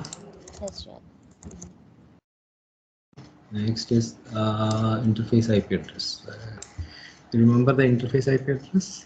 It was 100.100.100.2. well, same. We have to configure it in 3 places. Configure it here, here, and here. Right? Yes. Transform set is we are using AES 128. That is fine. We are using SHA. That is also fine. Okay. IP addresses. Here the IP address. It's 10.100.100.0/24. This is done. So this configuration is ready. Okay. Okay. Just we'll re-verify everything. Okay, it is done. Just copy it. Okay. Nice. Take that.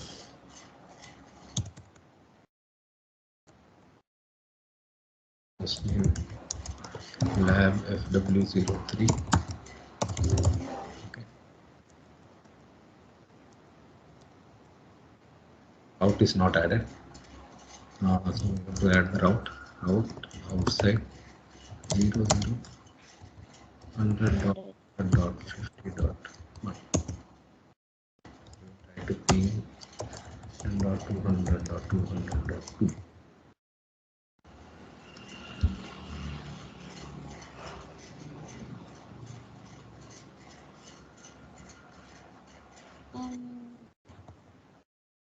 Oh, the IP address on the firewall. It's actually the 100. router INET, the 200.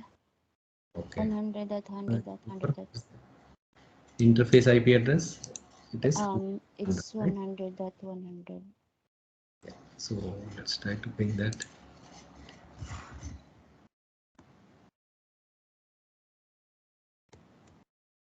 Okay, so we are able to ping the peer. Now we'll just copy it.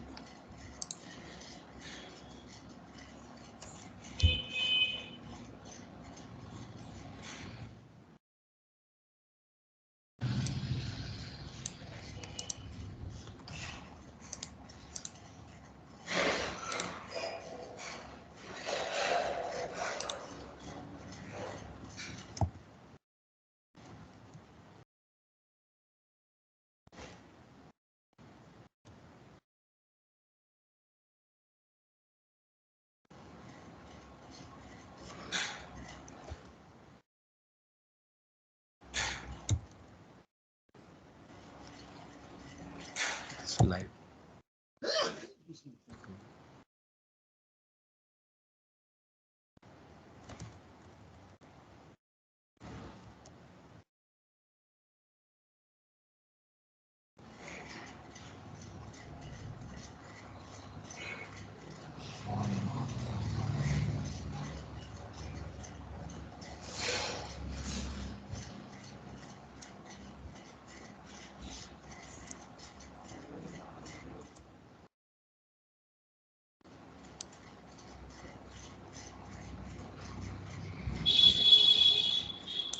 So it is not pinging yet.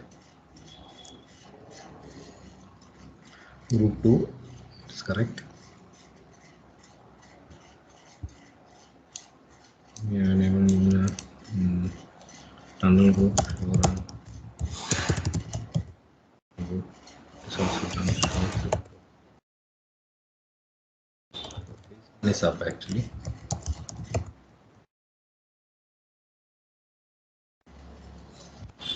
Phase 2 is also up. It's not detecting anything.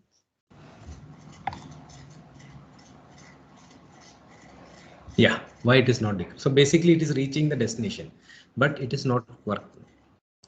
Okay, because the other end is a tunnel based, like it is a route based VPN. So in route based VPN, we have to add routes actually, like not like our ASA firewall, we will have to add routes actually. So here we will have, okay, we'll have to add routes. Just the static route? Yeah, static route. So here we will, what we'll do is we'll add static route to 192.168.1.0 and we'll point it to tunnel 10, right? 192.168.1.0/24 to tunnel 10. Okay, so default route is pointed to ISP. Then we are pointing the other end to the tunnel, right? So that is why we call this VPN as route-based VPN. Okay. And apart from that, we have to give a policy also. So policy, let's check. Policy we have any because this is lab, right? You remember we have configured. So at that time we have configured any. Okay. So any is there already. Okay. We don't have to configure the policy, or else we have to configure policy also. Okay. So how will we configure policy? Suppose we have to configure. So we will have to configure like access to lab 3 site. Source will be our inside subnet. Okay. 100. Okay, and destination will be which one? Actually, we have created or the site VPN, right? Lab VPN. We have created zone.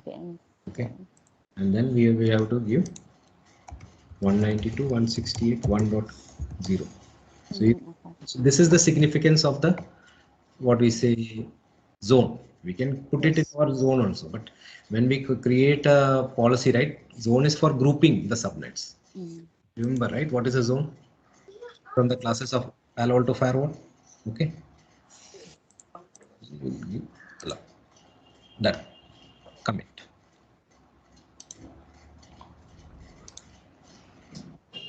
This part is clear? Yes. Now once we commit it, it should ping. See, it is already pinging. Okay. So this is between ASA firewall and a Palo Alto firewall. This part is clear? Yes. Yeah. Now we have to configure remote access VPN. It will take 15-20 minutes. Can we do it, or you're good with that? 15-20 minutes? Yeah, it's okay. So let's shut down the Palo Alto firewall. Save some resources.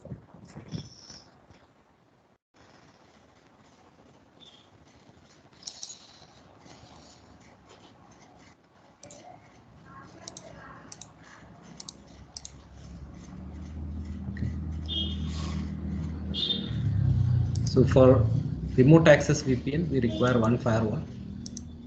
Okay.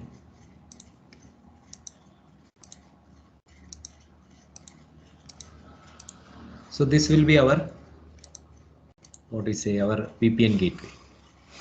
Okay.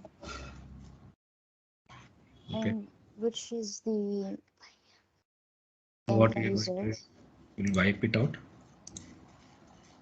Wipe. We will have this Windows as our what we say our VPN client. Okay, this is the home user. Okay, he's connecting through the ISP to the VPN gateway.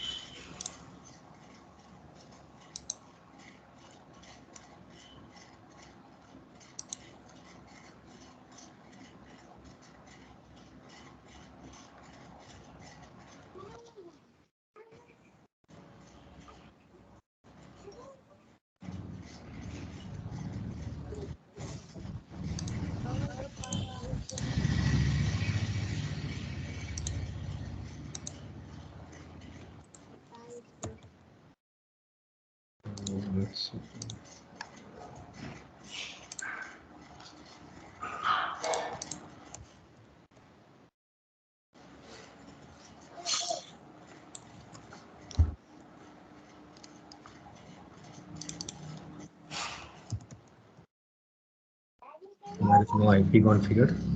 Let's configure the IP address.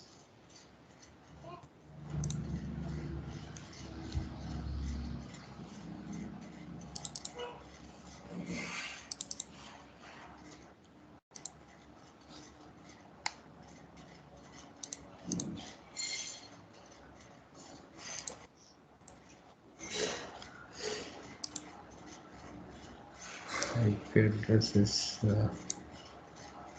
gigabit source.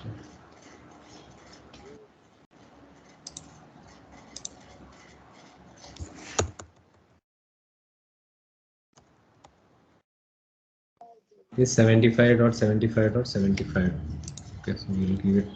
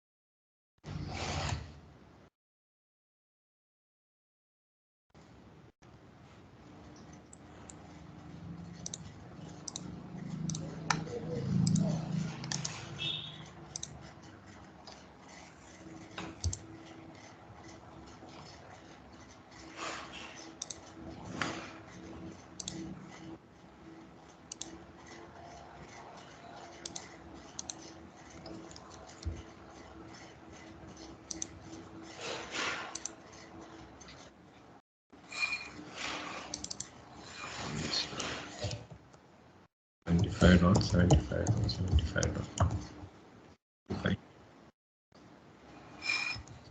VPN gateway is pinging 100.100.50.10. Not pinging.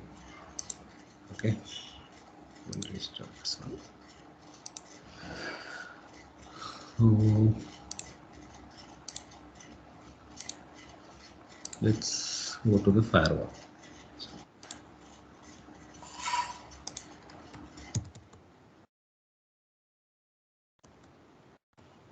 We'll give a hostname VPN gateway. VPN gateway, first of all, we have to check the AnyConnect client is there. There are three types of remote access VPN, right? Clientless, thin client, and AnyConnect, right? Thick client. Okay. So thick client is the AnyConnect VPN. So we have to just check if the AnyConnect client software is there on the Computer. in the computer actually. AnyConnect is there, right? So that is good. So usually we configure the remote access VPN through GUI. So for GUI configuration, we are using ASDM. Okay, so we use ASDM to manage the ASA firewall through the front end, through the GUI. Okay, so first of all, we have to configure ASDM access. Okay, so for configuring ASDM access, we have to enable HTTP. That is the only thing that is required. Okay, because already ASDM will be there. See, ASDM is already there. Okay, so we need to enable HTTP access, HTTP server. Okay, so for that, first before enabling HTTP, let's configure the IP address. Currently, IP address is not configured. So bit 0/0.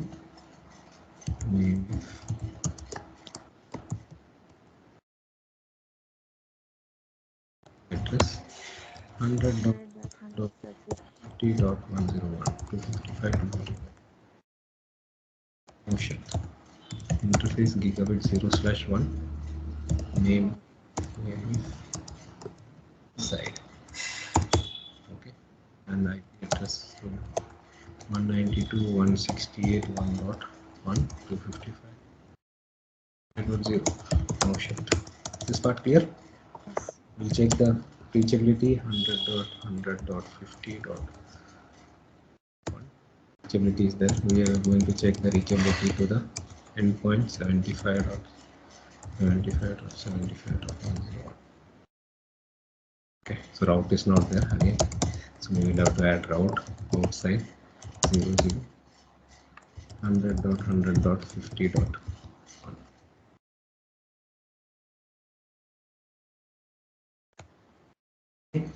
So the IP address configuration is all done. Okay. Do you agree? Yes. So this is also done. So we are able to reach inside. We are able to reach the endpoint in the internet. Everything is good. So let's now configure the VPN. So for configuring VPN, we use the front end, okay, like ASDM tool. For that, we have to enable HTTP. So what we will do is we'll access the ASDM through the Windows machine inside the firewall. Okay, so let's enable the HTTP. Okay. So you know the command to enable the HTTP on the firewall? No, I just know how to negate. Yeah, I same forgot. thing we do in SSH, right? So same thing we can come first of all here and we'll type HTTP server enable. Okay, HTTP like we do for SSH, we give like our jump box, like any IP address that we are using as jump box, right? 192.168 1.101 255 no 255. We can give it is reachable from the inside, right? You remember this command? Yes. Same thing we'll do for HTTP. Okay, instead of giving IP address, we can give 0, 0. That means all. Okay. Not the inside interface. Well, because this is lab, right? Okay. We are allowing 0.0.0, 0.0.0. That means all machines inside subnet. Okay. Okay, is allowed. So this is done. Okay. Now, if the user is accessing HTTP, like from of the firewall, it has to log in, right? He has to log in. Yes. So for that, we have to give username, right? So we'll take two user. We'll create one username for admin, firewall admin, password, Okay. and privilege 15. Okay. We can create one more username, scope. We can maintain it user one, password.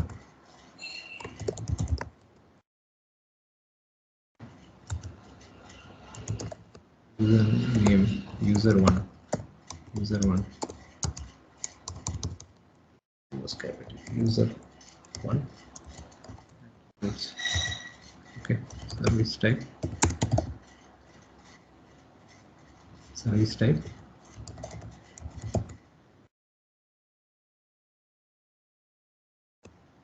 remote access.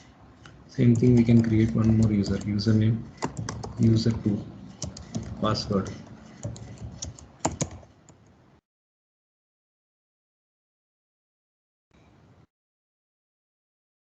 Okay, username service type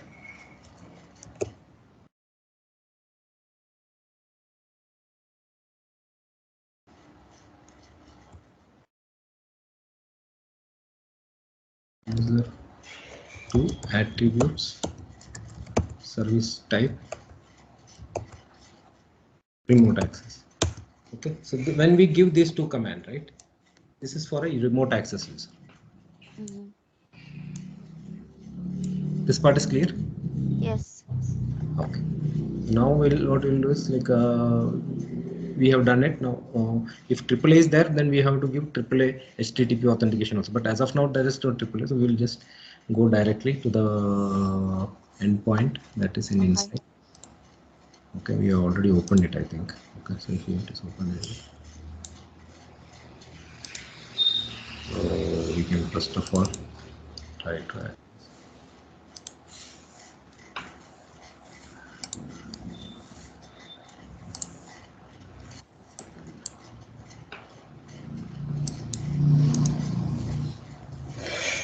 Reduce the screen.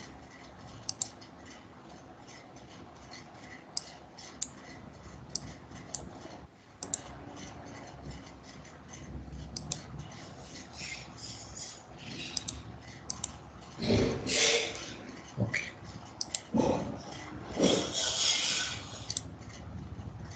So we'll open an Internet Explorer. Okay. Okay. And we'll type what is the IP address? HTTPS. What HTTPS? 192.168. 1.1. Okay. So device certificate is not. So now we'll get this screen. You are able to see the Yes. screen?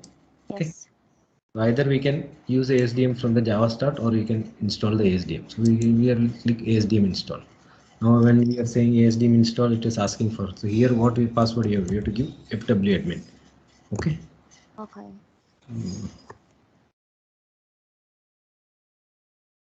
Okay.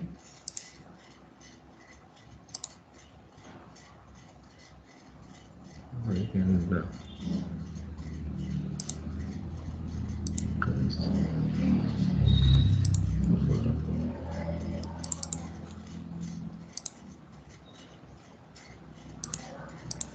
okay. This next installation. Once the installation is done, Okay. you see it here. Okay. Here you can give FW admin.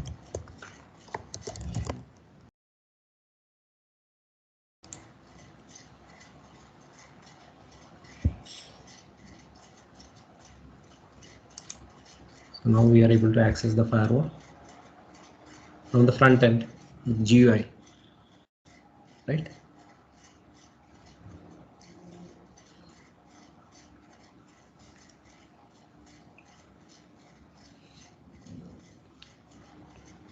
So what I wanted to do is I will have one more interface here. Okay. So this will be our HTTPS server or web server. Okay. Okay. So for that I will configure one more interface in the firewall. Okay. The interface is interface gigabit 0/2. Okay. Name if inside one, and security level 100. Okay. IP address 168.10.1 255.255. Notion. And what I'm going to do is I'm going to enable HTTP on this one, this router. Okay.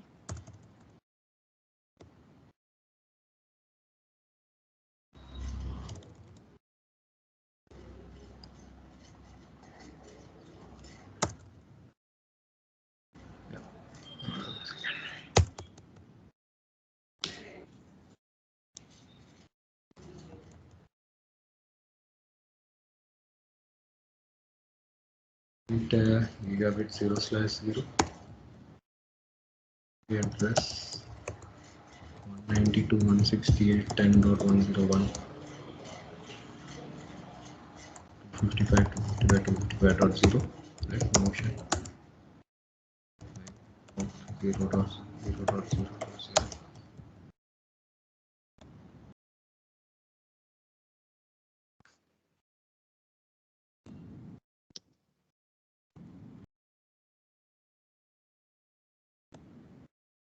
We are able to ping. Let's try to ping our inside host, that is 1.101. It is not pinging. Okay, so for that we have to use, even though it is in the same security level, it is not pinging. So we have a command, right? Same security level, permit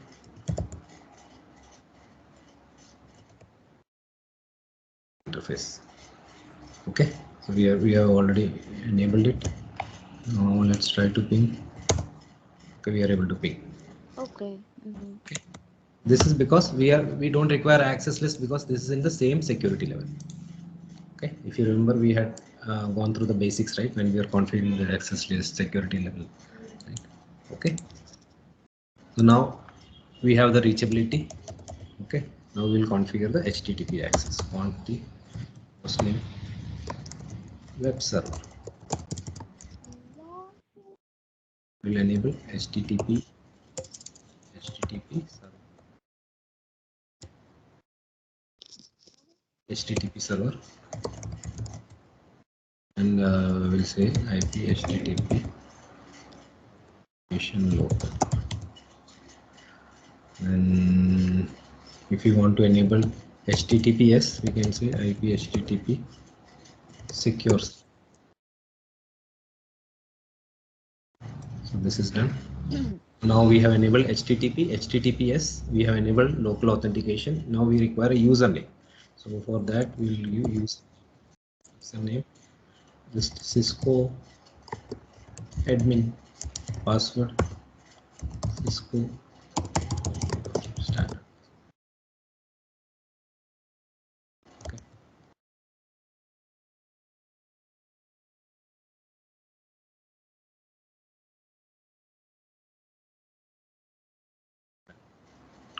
Okay, so this part is done. HTTP configuration is done. We have configured HTTP, HTTPS. If you want, we can enable crypto also. It is already generated when we enable, but we can generate crypto key also. Let's say enable Cisco.com, something we can give. Okay, lab.com or Cisco.com we can give. We will give for time. We'll give Cisco.com and modulus 1024. Okay. And we'll enable HTTP also, like a SSH and telnet also. So it will be login.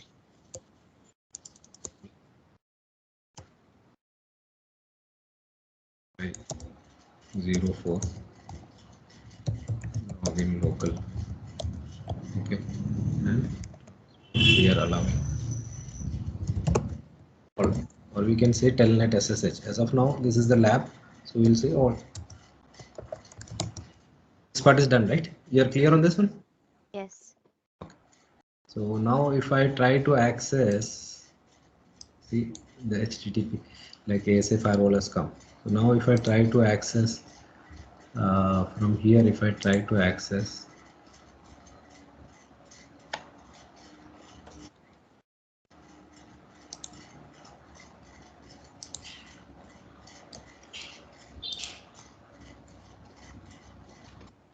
I try to access 192.168.10.101. See, so what is the username I have to give here? Cisco admin. Cisco admin, right? Cisco admin password.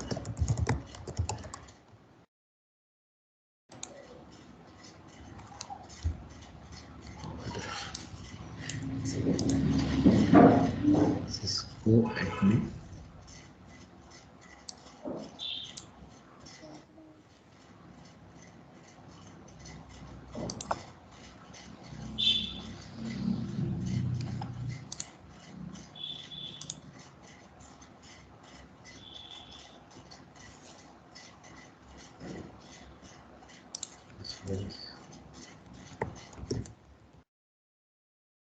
Kancho maliit.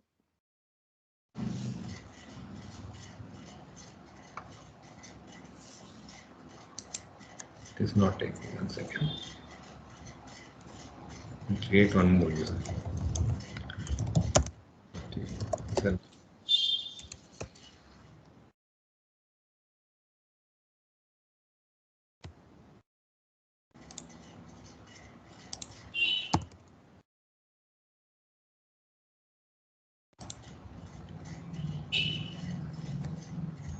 Okay, now it is showing unauthorized. We have to give privilege.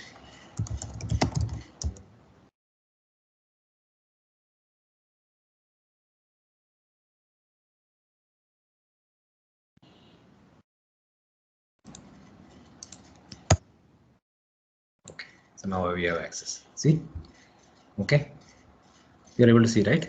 So now with the same password, we should be able to access from outside. So if we are doing clientless VPN, it is very, very easy. Okay, to doing clientless VPN is pretty easy actually. Okay, we have to not do much configuration, so that we can do it from the front end also. Okay, so let's go to the firewall. 1 second. We'll do it from the backend itself, the CLI itself. Okay, so for configuring SSL VPN, it is also called web VPN. Web VPN is the term for SSL VPN in Cisco. Okay, so we'll just give enable web VPN and then we'll say enable outside. Okay, now that we have done this, we'll come here to our machine.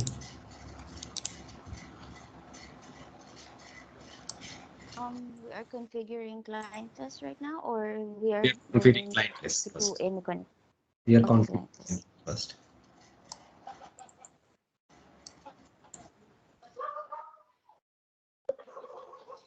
Hold on. I'll put myself on mute. Okay.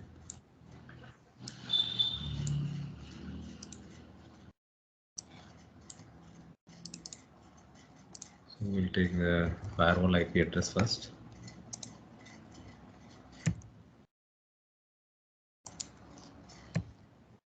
Yes, //192.168.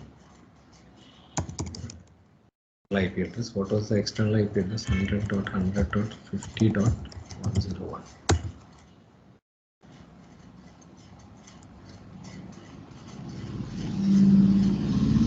Okay, so we are able to see that what we say the IP address external.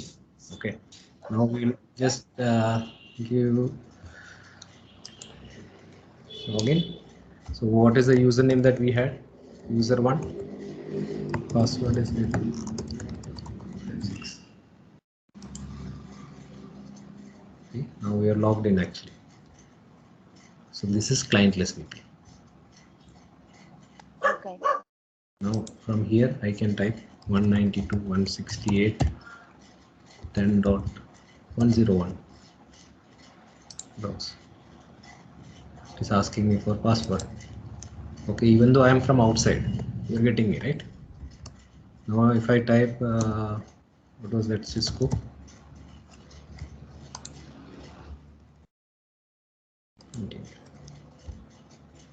See?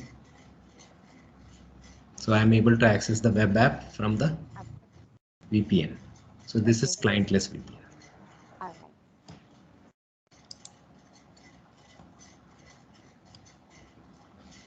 The IP address is this one, right? But on the machine, if I go to the router, actually, 1 second, let me go to the router, and if I give here say which is the port that is open.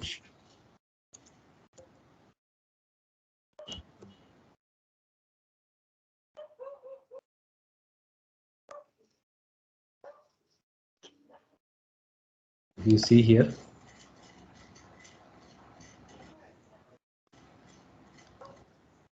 we have these ports open.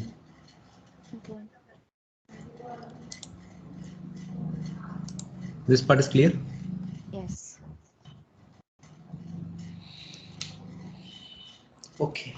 Now we can configure the, we say, Team client. thin client. Yeah, since the thin client is also we can configure from the backend itself actually. So for thin client, we can the same thing. We can what do you say? We have to configure quantity web VPN. Sorry, we have to go to the firewall. So these two commands we have to configure again. Web VPN, enable outside. Okay, because the configuration is same as clientless. Apart from that, we have to give one command, port forwarding. Okay, so we will have a command called port forwarding.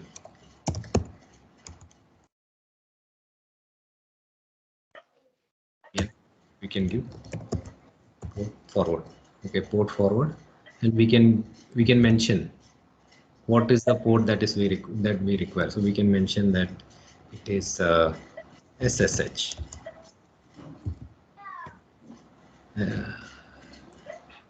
And then we can mention 2222.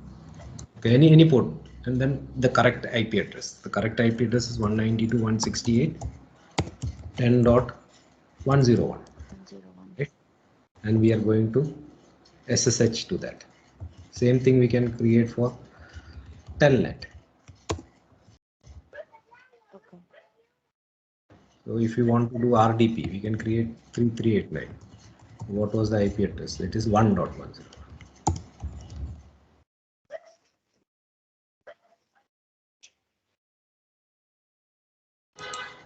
Okay, So we can create like this port forward first. Now once we have done the port forward, right, we have to create group policy. Okay, so group policy is for this VPN. We have to mention what we say. We can first of all try whether it is working without that. 1 second.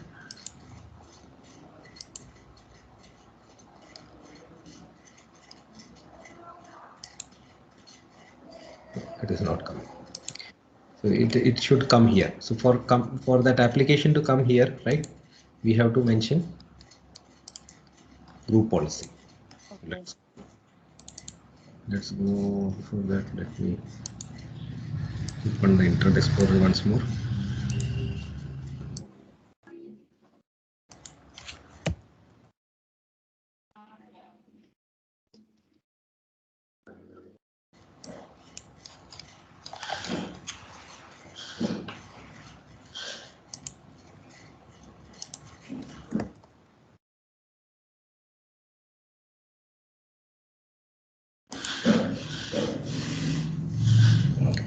So what we are going to do is we are going to open that once more.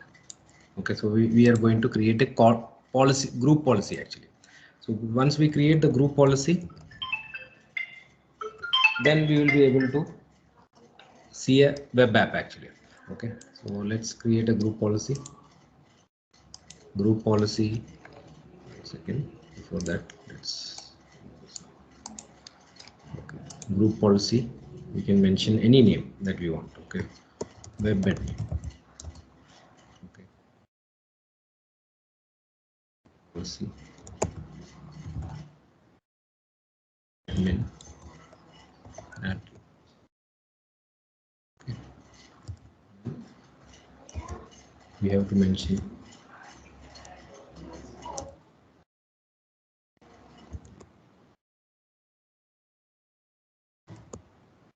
protocol. Okay, so this is also client list, right? Inside that, we are going to use port forward. Port forward. What was the name that we had created earlier?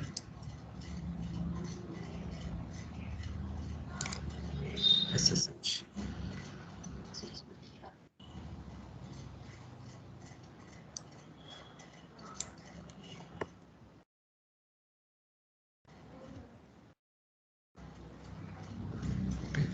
And we will just enable it.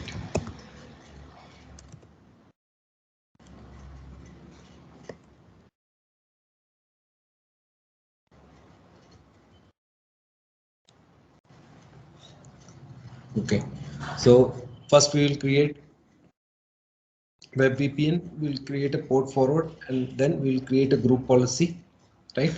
And this group policy has to be called in that particular VPN. For that, we have to again go to tunnel group. Okay, tunnel group, we can say web admin. Just anything we can give a name here. We'll give web admin group.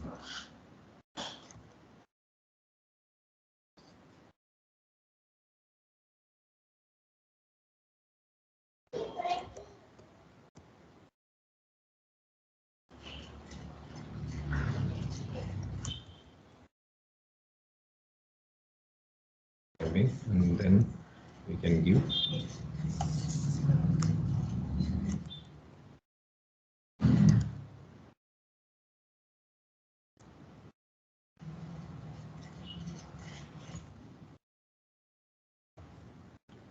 so here we will mention the default group policy is which one? We had created a group policy there, right? Earlier. SSH. Ah, that's it. Web admin. Web admin. We'll say default. This Mm. web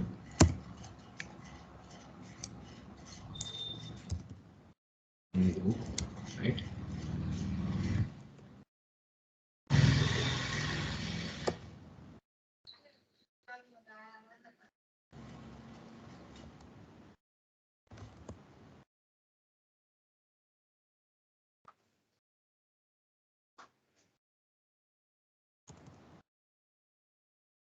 admin group type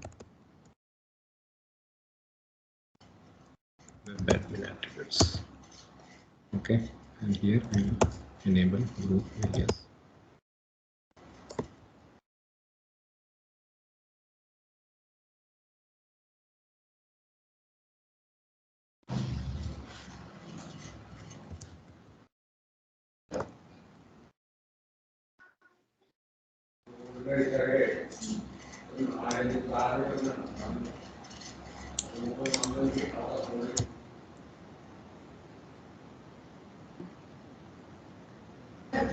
Now we'll try to log in.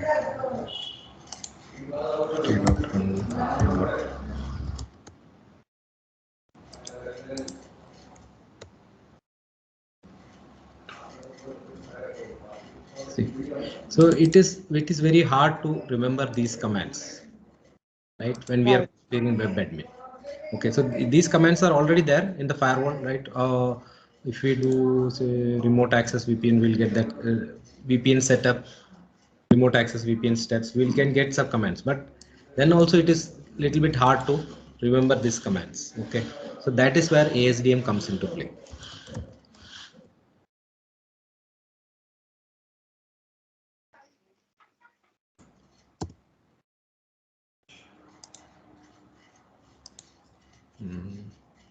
User one, sorry, user one.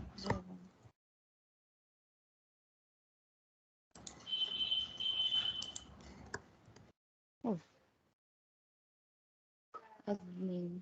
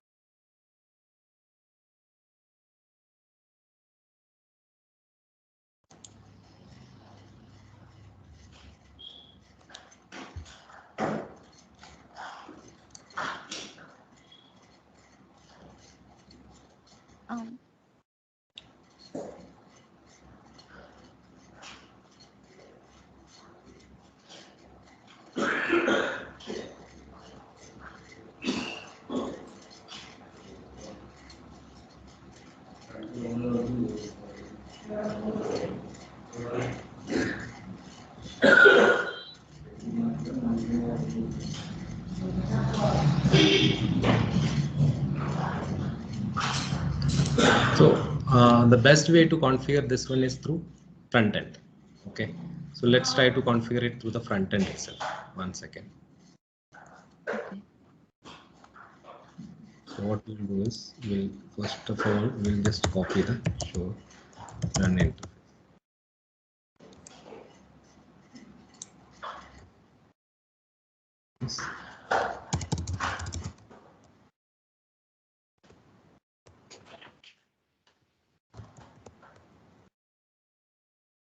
Once it comes in, we'll configure the interface.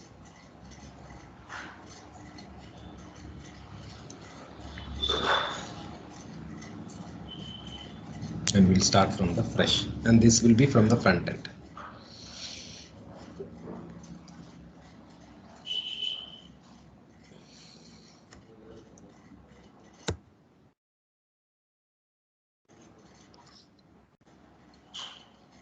By the time it boots, right, I will drink some water and come. Okay, give me 2 minutes. All right.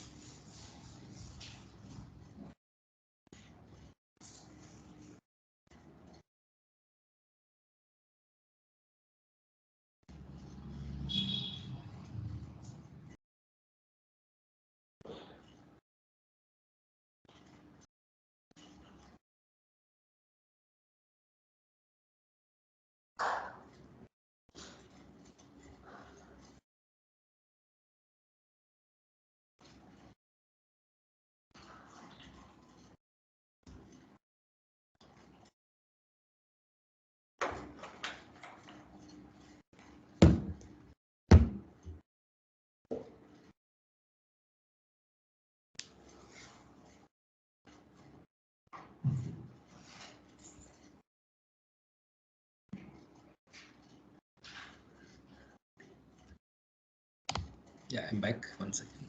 It is not booted. Okay.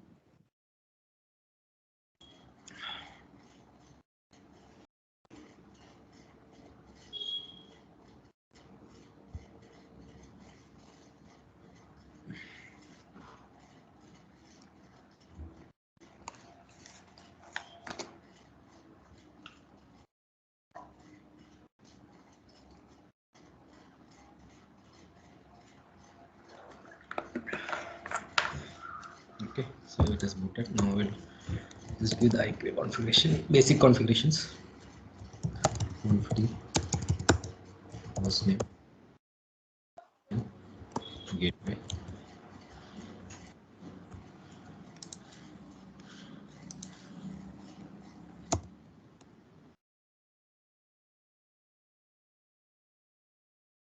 All the interfaces are shut, so we just have to give. Okay.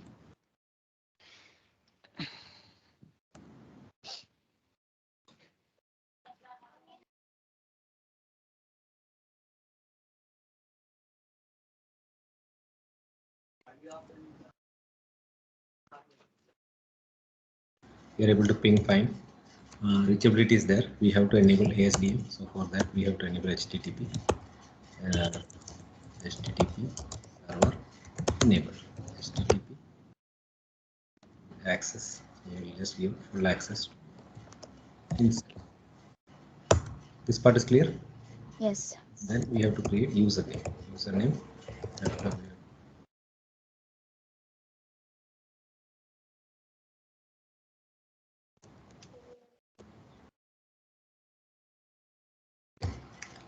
Then we'll create one or two username for the VPN also. User one.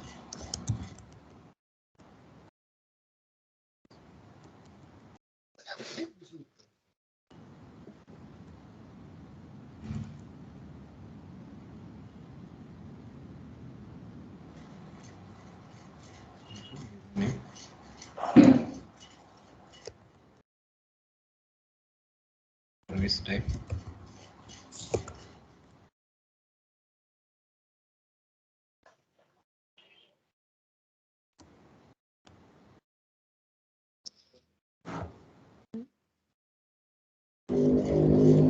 Attributes. Let's try to access from the GUI.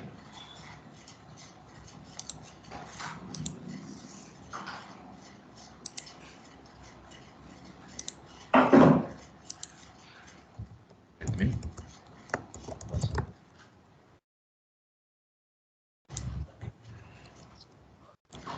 Continue.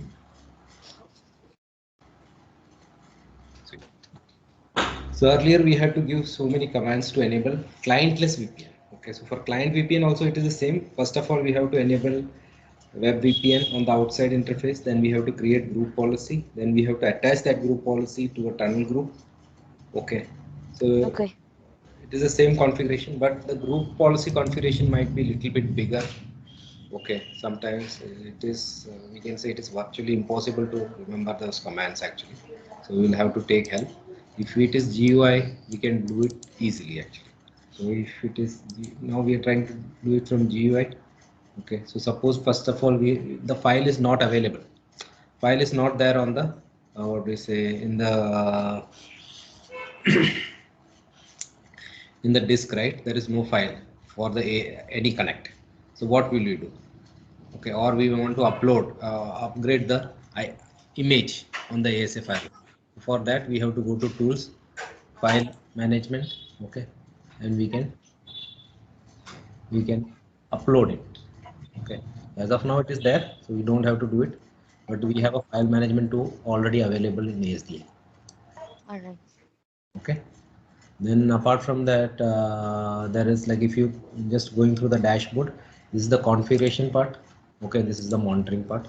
Okay, so configuration part, we can do device configuration, firewall configuration, site to site configuration, and remote access VPN configuration. It is very, very like easy to do it, but the commands that might be coming in the backend might be a little bit more than what we give. Actually, we don't have much control. Okay, when we are giving through command line, right, we know what all commands we have given. That's right. Okay. So from front end, when we are issuing it, it will issue lot more commands, and what we say, everything will work. Okay, there is we can work it through front end also, but more people prefer doing adding access list and everything to the back end itself. Backend.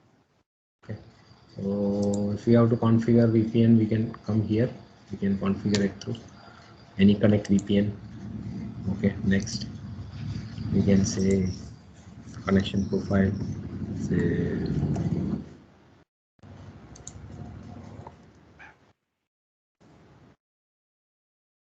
will be in outside. Next, it is asking there are two protocols that are available. One is SSL and one is IPsec. Okay, so we'll keep it like that. Because this SSL we require a certificate. So we have to add a certificate here. Okay, so either we can, if we have a certificate already available, we can use it, or we can make this what do you say, this device itself as the what is it? This device itself has a certificate authority. Okay, okay,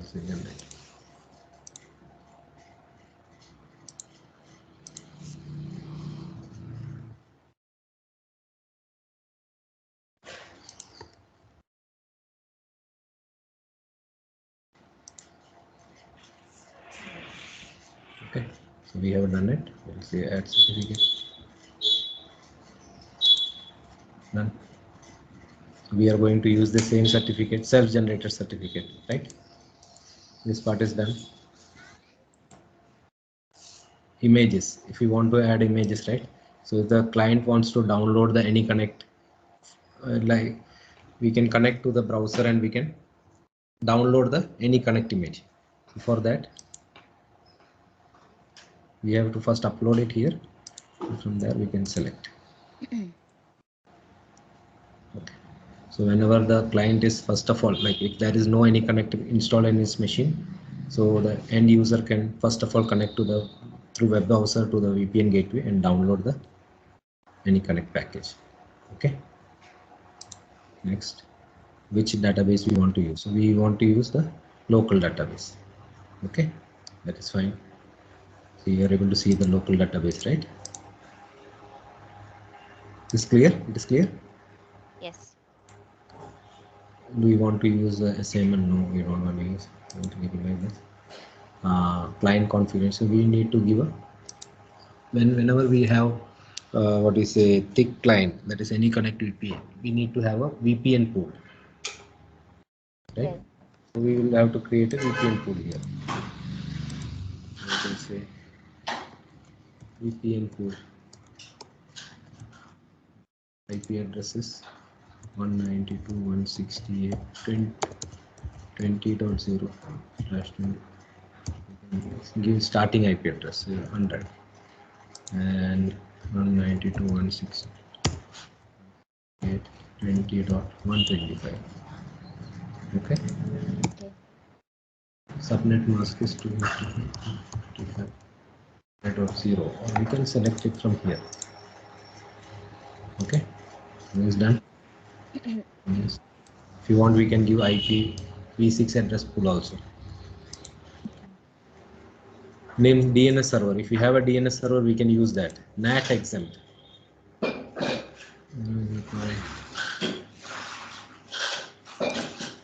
Okay, NAT exempt. As of now, this lab, that is why we are not using DNS server. For NAT exempt is basically, suppose we have a PAT configure.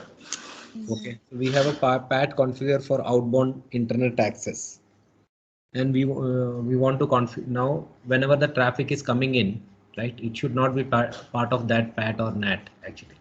So for that, because this is just like a network extension, right? Okay, there is no NAT required for accessing from this IP address to any internal host, right? So for that, if NAT is already configured, we can configure NAT exception. But as of now, in this lab, there is no NAT configured. So NAT exception is required. No, Right. So not the, anymore. any connect deployment, okay, we can allow web launch. Okay, finish. Okay. This is easier.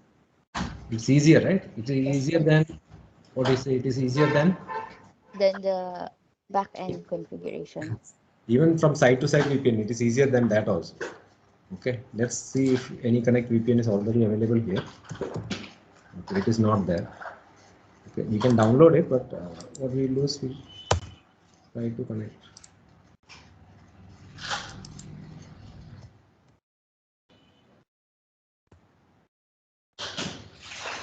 Sorry. Try to connect to one. This is the inside host. We need to connect it from the internet host, right? Okay.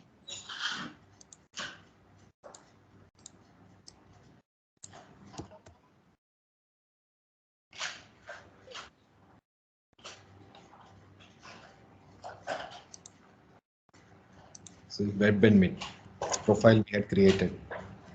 Okay, we'll give user one. User one.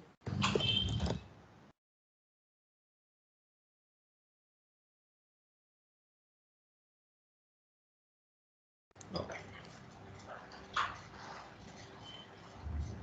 Here. Okay, download.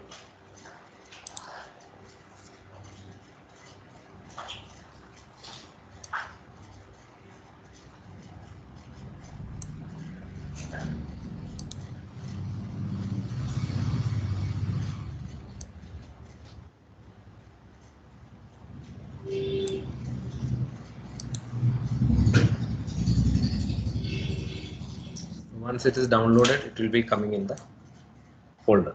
Okay, so once we have it, we can Cisco any connect.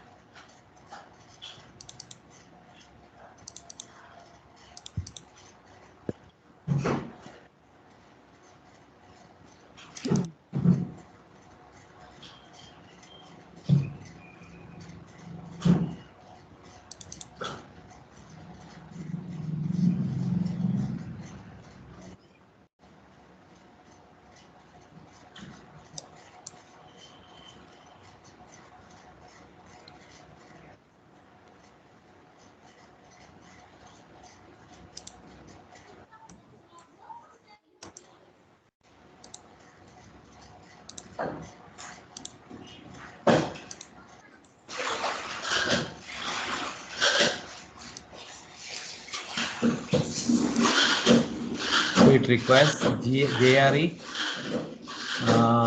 JRE version. Okay, so we have to install JRE first. 1 second. Let's install JRE.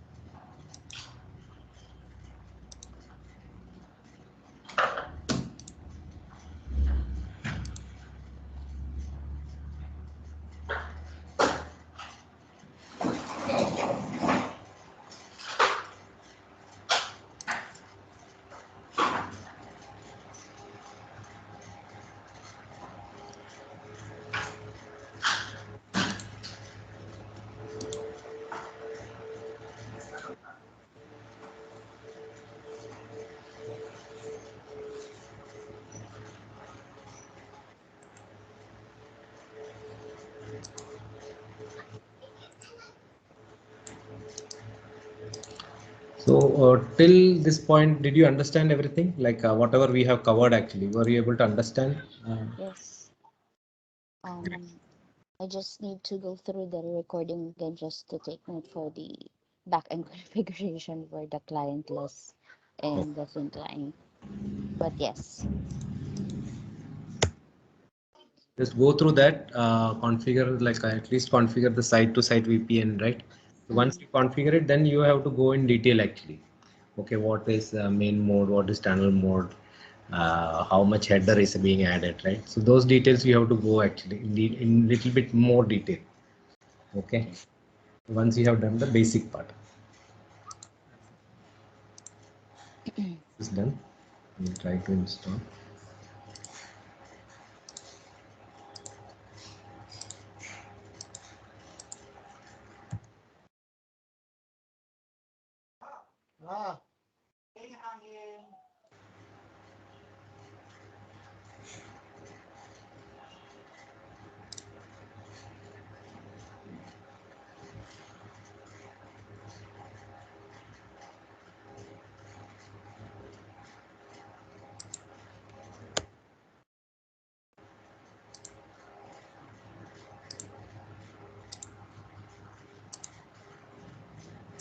So sometimes this type of error will happen.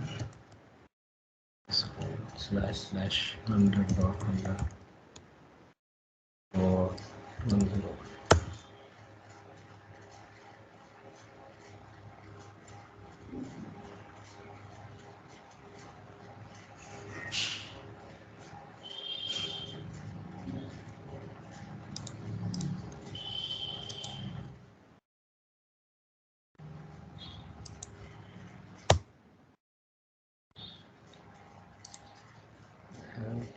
Machine. So let me try to install from there.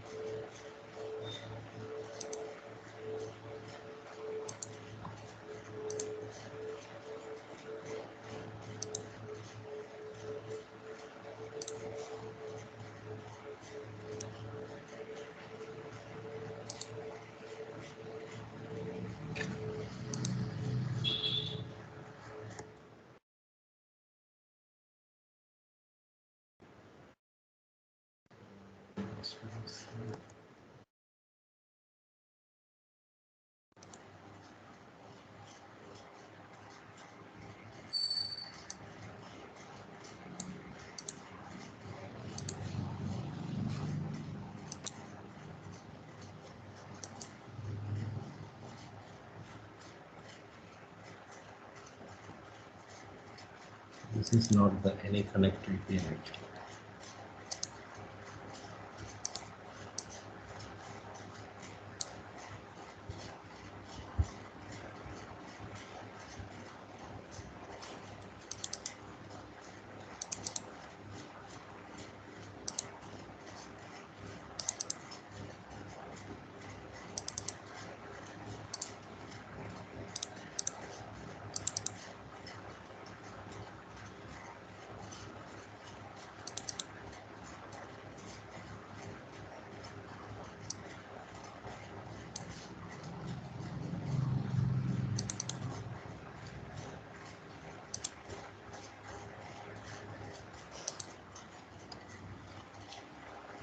One second.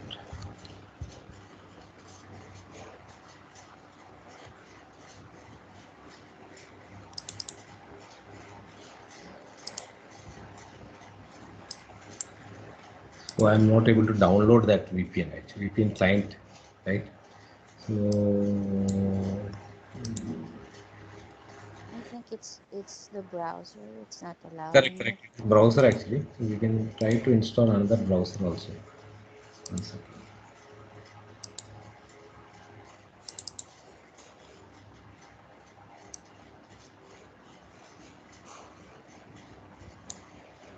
Zilla.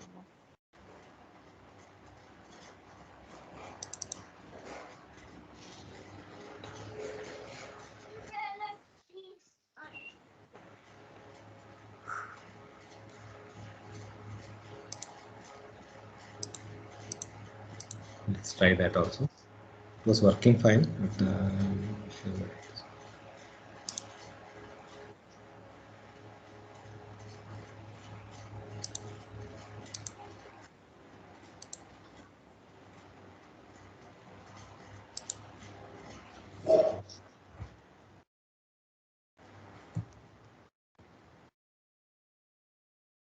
.100 or 50.101.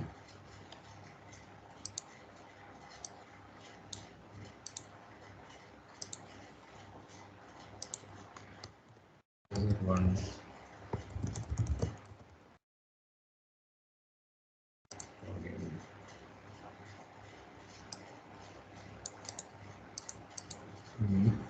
Members.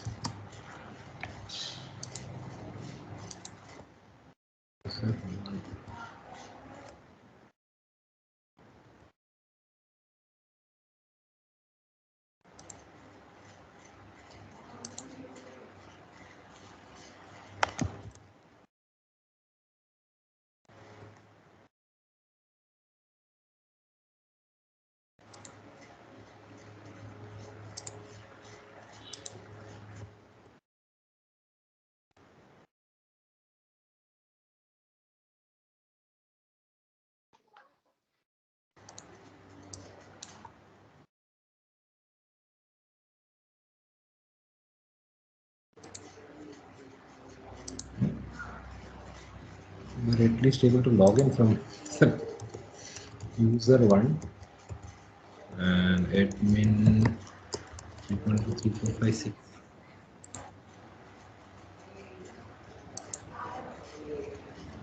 What we'll do is we'll create one user account.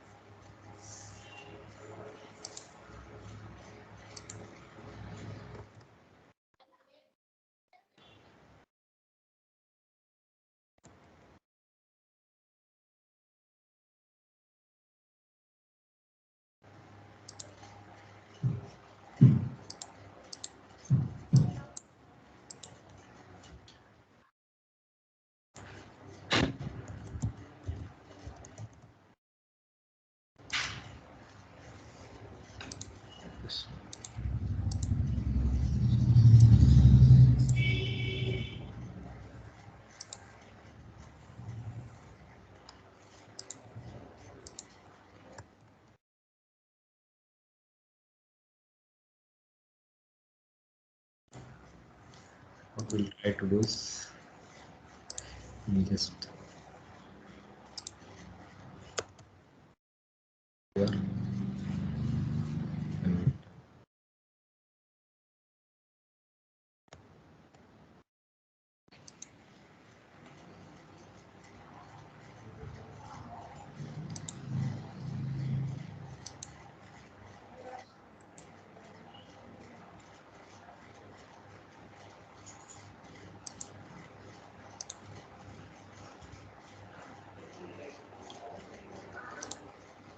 I could have already configured the AnyConnect, but I thought I would show it live actually. That is the reason I did not install it. Okay. We could have directly started using it.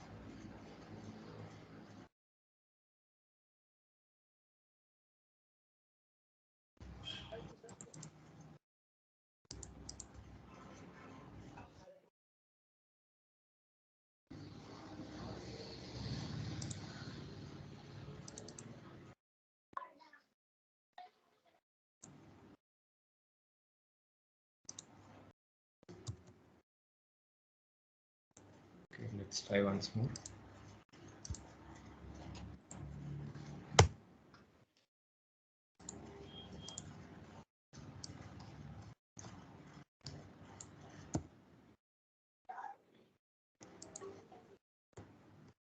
One.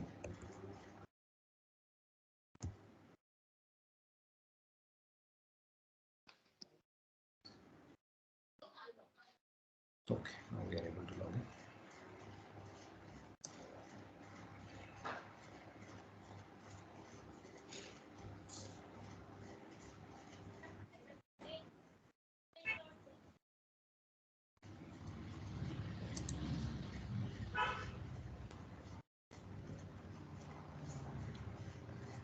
This will never happen in production, okay? Because in production, ASA firewall is very, very stable.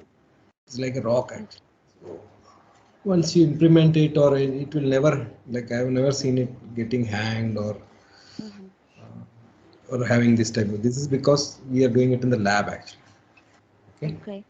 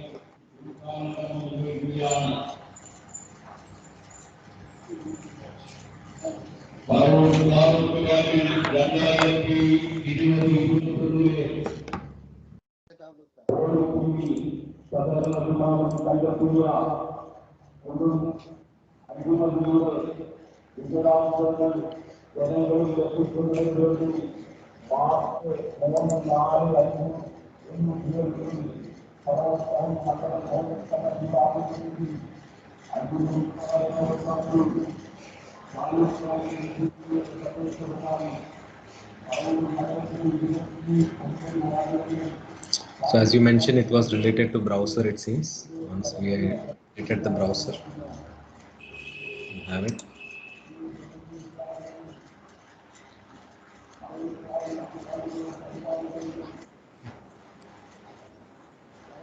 I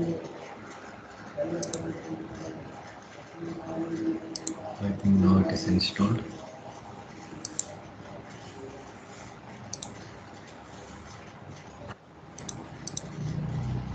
Okay, this is the.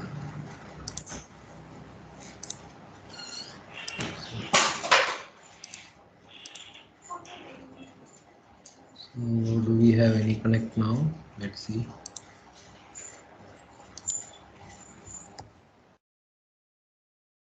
So we have any connect.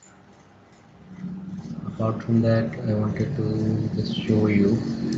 Maybe it's here. Okay. So you see here one new network virtual adapter is there. Okay. Okay. That's And apart from that, we have to see services, right? Services.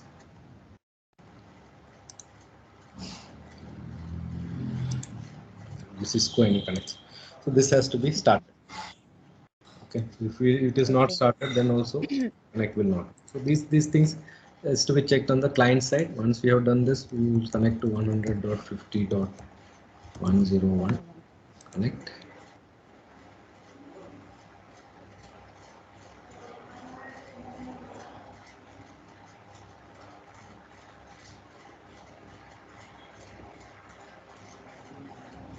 Yeah, it is asking.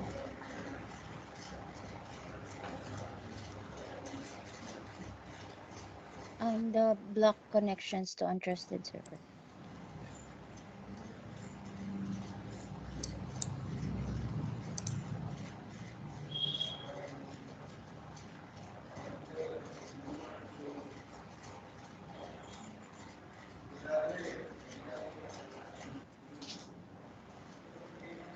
Connect anyway because this is the self-generated, right? So we have to use connect anyway. We are able to see that web admin profile, right? We can do use one password is okay.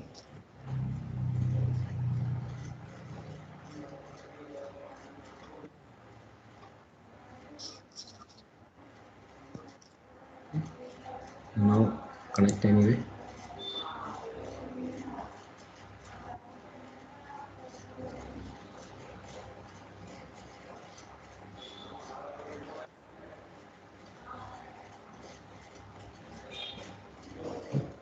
Now we are connected, right? So you can see vconfig. We are able to will be able to see. We can go from and check it from here itself. Can we connect, right? Yes. And go to settings. So if you see here, we have a default route. So now with default route, what will happen? Okay, all the traffic. Suppose this machine was connected to internet, right? Then also it will not be able to connect to internet, right? Everything will be going through our VPN. Okay, so that is what this route detail will show us. Okay, and then statistics, we are getting our IP address. What is the IP address that is assigned to this machine, right? Okay, so these are the main things that we require. Apart from this, we'll just close it. Okay, now we'll come back to the VPN. So suppose we like in some machine, some cases, like just you, like you or some of the admins will want, actually they want the internet to be working, only the traffic towards the enterprise infrastructure has to go to the VPN. Rest everything should be directly connected to internet, right? So for that we have to enable something called split tunnel. Okay, so with split tunnel, what happens? Only the traffic that we assign is going towards the network, enterprise network. Rest everything will be going directly to internet. So that is what we call a split tunnel. Is the split tunnel clear? Yes. Okay, so for split tunnel, we have to again go to the VPN, right?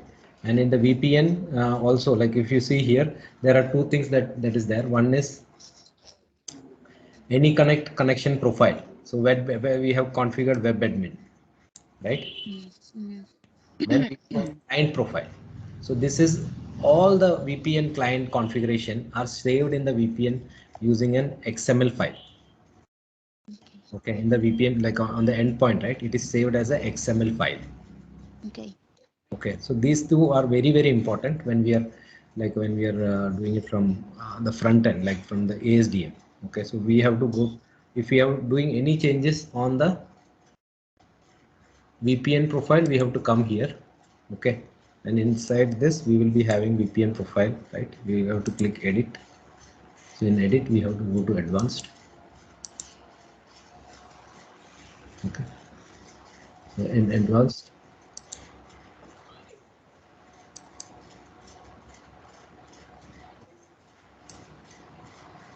okay, so advanced we have many options that are there, right? So for this one we have to modify the group policy. So we'll just check where is the group policy here. 1 second. For going to group policy, let's Yeah. I'm not able to, For group it is policy. small screen actually. Let me make it a big screen actually. 1 second.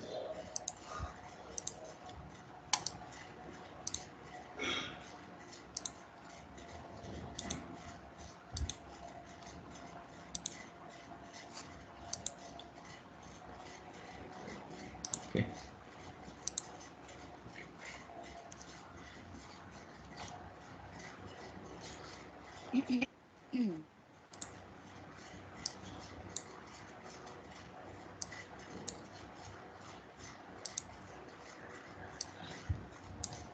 Okay. Now, so are you able to see this one? Yes. So we have to edit here.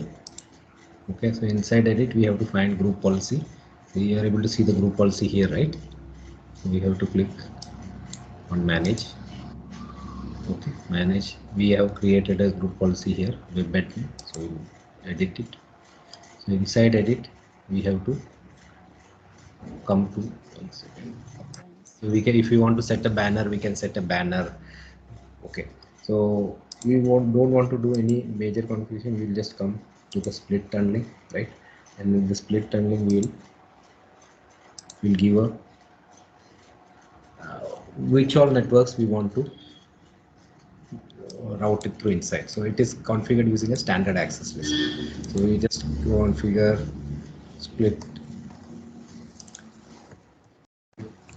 Inside. tunnel ACL. Okay, and inside that ACL we will add ACE entry.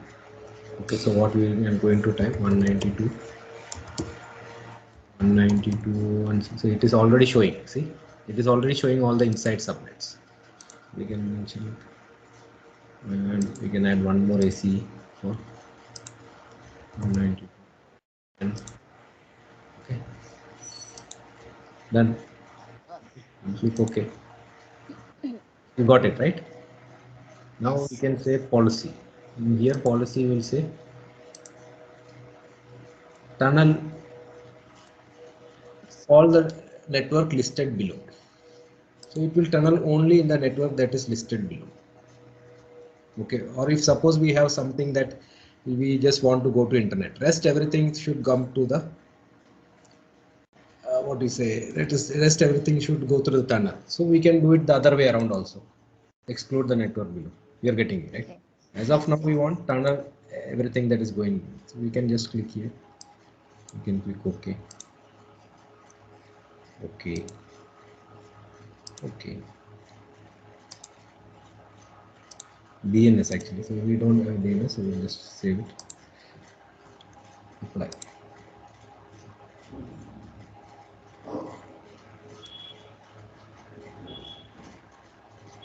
Okay, so once this is applied, we'll go to the other windows once more.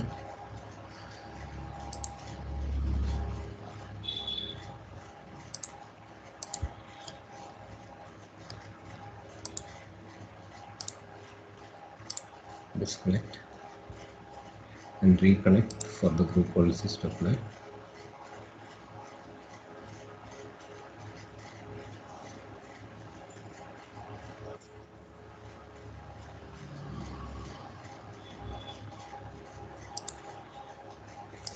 User one.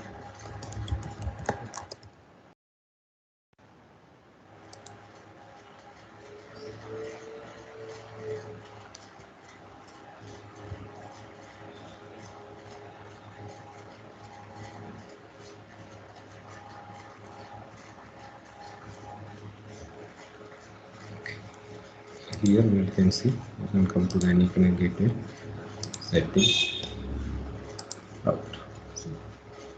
Okay. So these two routes will be going, and just will be non-secure route. Non-secure is going to the Internet. Yeah. Okay.